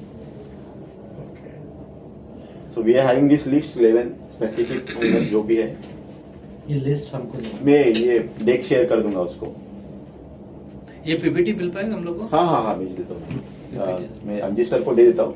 So we are having discounting in the policy. अगर आप 3 साल की पॉलिसी बेच रहे हो तो 7.5% फर्स्ट ईयर। रणजित सर का नका पाठवू डायरेक्ट सुशीलला पाठवू. अंजीस रणजित सर मला रे इतकी इतनी पीपीटी हमको क्यों भेज रहे हो? 15% ऑन सेकेंड ईयर प्रीमियम। अगर मल्टी मेंबर्स इंडिविजुअल लेते हैं, मल्टी मेंबर मतलब क्या होता है कि इंडिविजुअल पॉलिसी होती है, फैमिली फ्लोटर होती है। इंडिविजुअल में कैसे 10 लाख सबको कवर है, फैमिली फ्लोटर में क्या रहेगा कि 10 लाख है तो चारों लोगों को मिला के वो कवर है, एक को यूटिलाइज हो गया। मल्टी मेंबर इंडिविजुअल क्या कि मैंने 10 लाख की पॉलिसी ली है, मेरे फैमिली के 4 लोग, तो हर एक को 10-10 लाख रुपए मिलेगा। That is called multi member. अगर आप मल्टी मेंबर पॉलिसी लेते हो तो 10% का एडिशनल डिस्काउंट मिलेगा। अगर आप standing instruction next year auto debit का इंस्ट्रक्शन देते हो तो यू विल गेट 2.5% का additional discount. Again you are selling the policy to any professional, आप किसी डॉक्टर को पॉलिसी सेल कर रहे हो तो हम लोग उसमें आपको एडिशनल 5% का डिस्काउंट दे रहे हैं। बट डॉक्टर्स डिस्काउंट के लिए again the condition is what कि अगर वो डॉक्टर इंश्योर्ड मेंबर नहीं पॉलिसी में तो हम उसको डिस्काउंट नहीं देंगे। इंश्योर्ड मेंबर नहीं मतलब क्या, मैं डॉक्टर हूँ, मैं मेरी मम्मी डैडी के लिए पॉलिसी प्रपोज कर रहा हूँ, मैं उसमें इंश्योर्ड मेंबर नहीं तो I will not get discount. तो doctor should be insured member in that policy, तो 5% का एडिशनल डिस्काउंट उसको मिलेगा। जोन बेस्ड प्रीमियम है, जोन 1 जोन 2, तो Mumbai Delhi NCR in zone 1, zone 2 rest of India. तो यहाँ पे भी कोई कंडीशन नहीं आती है। अभी कोई पॉलिसी जोन के हिसाब से प्रीमियम बेचती है, तो अभी जोन 1 का प्रीमियम ज्यादा है और जोन 2 का कम है। तो वहां पे क्या होता है कि अगर जोन 2 जब जो कोई नासिक वाला बंदा दिल्ली या कोलकाता जाके या फिर थाना में आके प्रॉब्लम तो नहीं उसको क्लेम ये आता है 20% का कोपेमेंट। हमारा भी एक हेल्थ प्रीमियम का मानना है कि जोन छोड़ के अगर आप हायर जोन में आके क्लेम करे तो आपको कोपेमेंट लगता है। बट हमारे यहाँ पे ऐसी कोई कंडीशन नहीं, आप किसी भी जोन से पॉलिसी नहीं, अभी केयर बिल में भी नहीं है, अभी नहीं है, पहले था, अभी हेल्थ प्रीमियम अभी नहीं है उसमें, किसी में नहीं है।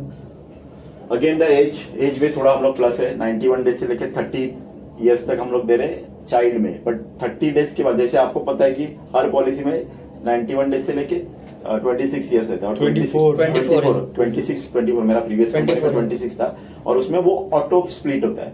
ऑटो स्प्लिट मतलब क्या है कि जब रिन्यूअल आता है ना, मैं अगर 26 हो गया ना तो वो नाम स्प्लिट हो जाता है, पॉलिसी डिलीशन हो जाता है सीधा। बट हमारे यहाँ पे 30 ईयर्स के बाद भी अगर पेरेंट्स ने मैनुअल लिख के नहीं दिया कि इनका नाम हटाना है, तो he will be insured member in that policy. लेकिन उसमें क्लेम नहीं मिलेगा ना उसको 30 एज के नहीं, ऊपर नहीं, अगर क्यों? हो गया तो। क्यों मिलेगा ना। यहाँ पे वही तो यहाँ पे तो बात लिख के है। दिया है ना कि भाई Sure है, कंडीशंस तो कोई मिलेगा। नहीं है ना, आपने जब तक लिखित में नहीं दिया कि भाई राहुल मेरा बच्चे को मेरे पॉलिसी का से नाम हटाना है, तब तक उसको क्लेम मिलेगा। He should be child member in that policy. 18 तो उसका कुछ मैक्सिमम ये एज है? 30 इयर्स तक दे सकता है पॉलिसी एज एट चाइल्ड वो 30 साल का entry age है ना? Entry age. लेकिन मतलब जैसे नॉर्मली क्या होता है कि अगर चाइल्ड कवर करते हैं 2 adults plus 2 kids या 3 kids रहता है, तो चाइल्ड अगर किया तो वो मैक्सिमम 25 ईयर्स 26 के बाद ऑटो स्प्लिट हो जाता है। जब रिन्यूअल नोटिस आता है तो उसका नाम एक्सक्लूड होकर अपने को रिन्यूअल नोटिस आता है, बट यहाँ पे ऐसा कोई कंडीशन नहीं। 30 साल के बाद 30 साल 11 महीने का भी वो हो गया, 31 साल का भी हो गया, बट उसके पेरेंट्स ने हमको बोला नहीं कि इनका नाम हटाना है, तो पॉलिसी में कवर रहेगा। 30-31 साल नहीं, इवन 45 45 साल तक भी रहेगा। अभी आप देखोगे एस्पायर में एडल्ट्स का एंट्री एज कितना है, 65, आप सॉरी चाइल्ड के लिए 65 ईयर्स है। अच्छा, मतलब भाई कोई शादी ही नहीं किया, ब्रह्मचारी है, तो he can be the dependent child for that parents. तो as for adults is again we have previously 65 years, 18 से लेके 95 ईयर्स तक, 99 ईयर्स तक हम लोग कवर कर रहे हैं। नहीं, अभी इसमें जैसे एंट्री एज बोल रहे हैं आप 91 डेज है, जैसे अभी कपल का पॉलिसी चल रहा है, हाँ, और उसमें उसको बेबी को ऐड करना है विद इन 6 मंथ्स के बाद, तो कर सकते हैं। 91 Renewal के टाइम 91 में डेज हो गया ना, तो 3 महीने हाँ। के बाद कर रहे हो ना, ऐसे भी 6 तो मंथ की हो बोल जाता रहे है, तो हो। उसको एक्स्ट्रा प्रीमियम पे करना है या और कैसे? प्रो रेटा बेस पे देना पड़ता है ना, बट आपने एस्पायर का बेनिफिट क्या है, आपने एस्पायर लिया है ना, हाँ। एस्पायर का की बेनिफिट पता है आपको उसमें क्या है? एडिशन पता है, बेबी एडिशन पता है। एस्पायर में ये चीज अच्छी है कि डे 1 से बेबी कवर है। अगर आप पूरे साल पॉलिसी में बच्चे को ऐड भी नहीं करोगे ना, तो भी उसके लिए क्लेम कर सकते हो। अभी ये 91 डेज का कंडीशन क्यों होता है मालूम है क्या? 91 डेज के बाद आप कर सकते हो, तो 91 डेज के बाद महीने भर के अंदर आपने कर लिया तो ठीक है, नहीं तो you have to wait till renewal.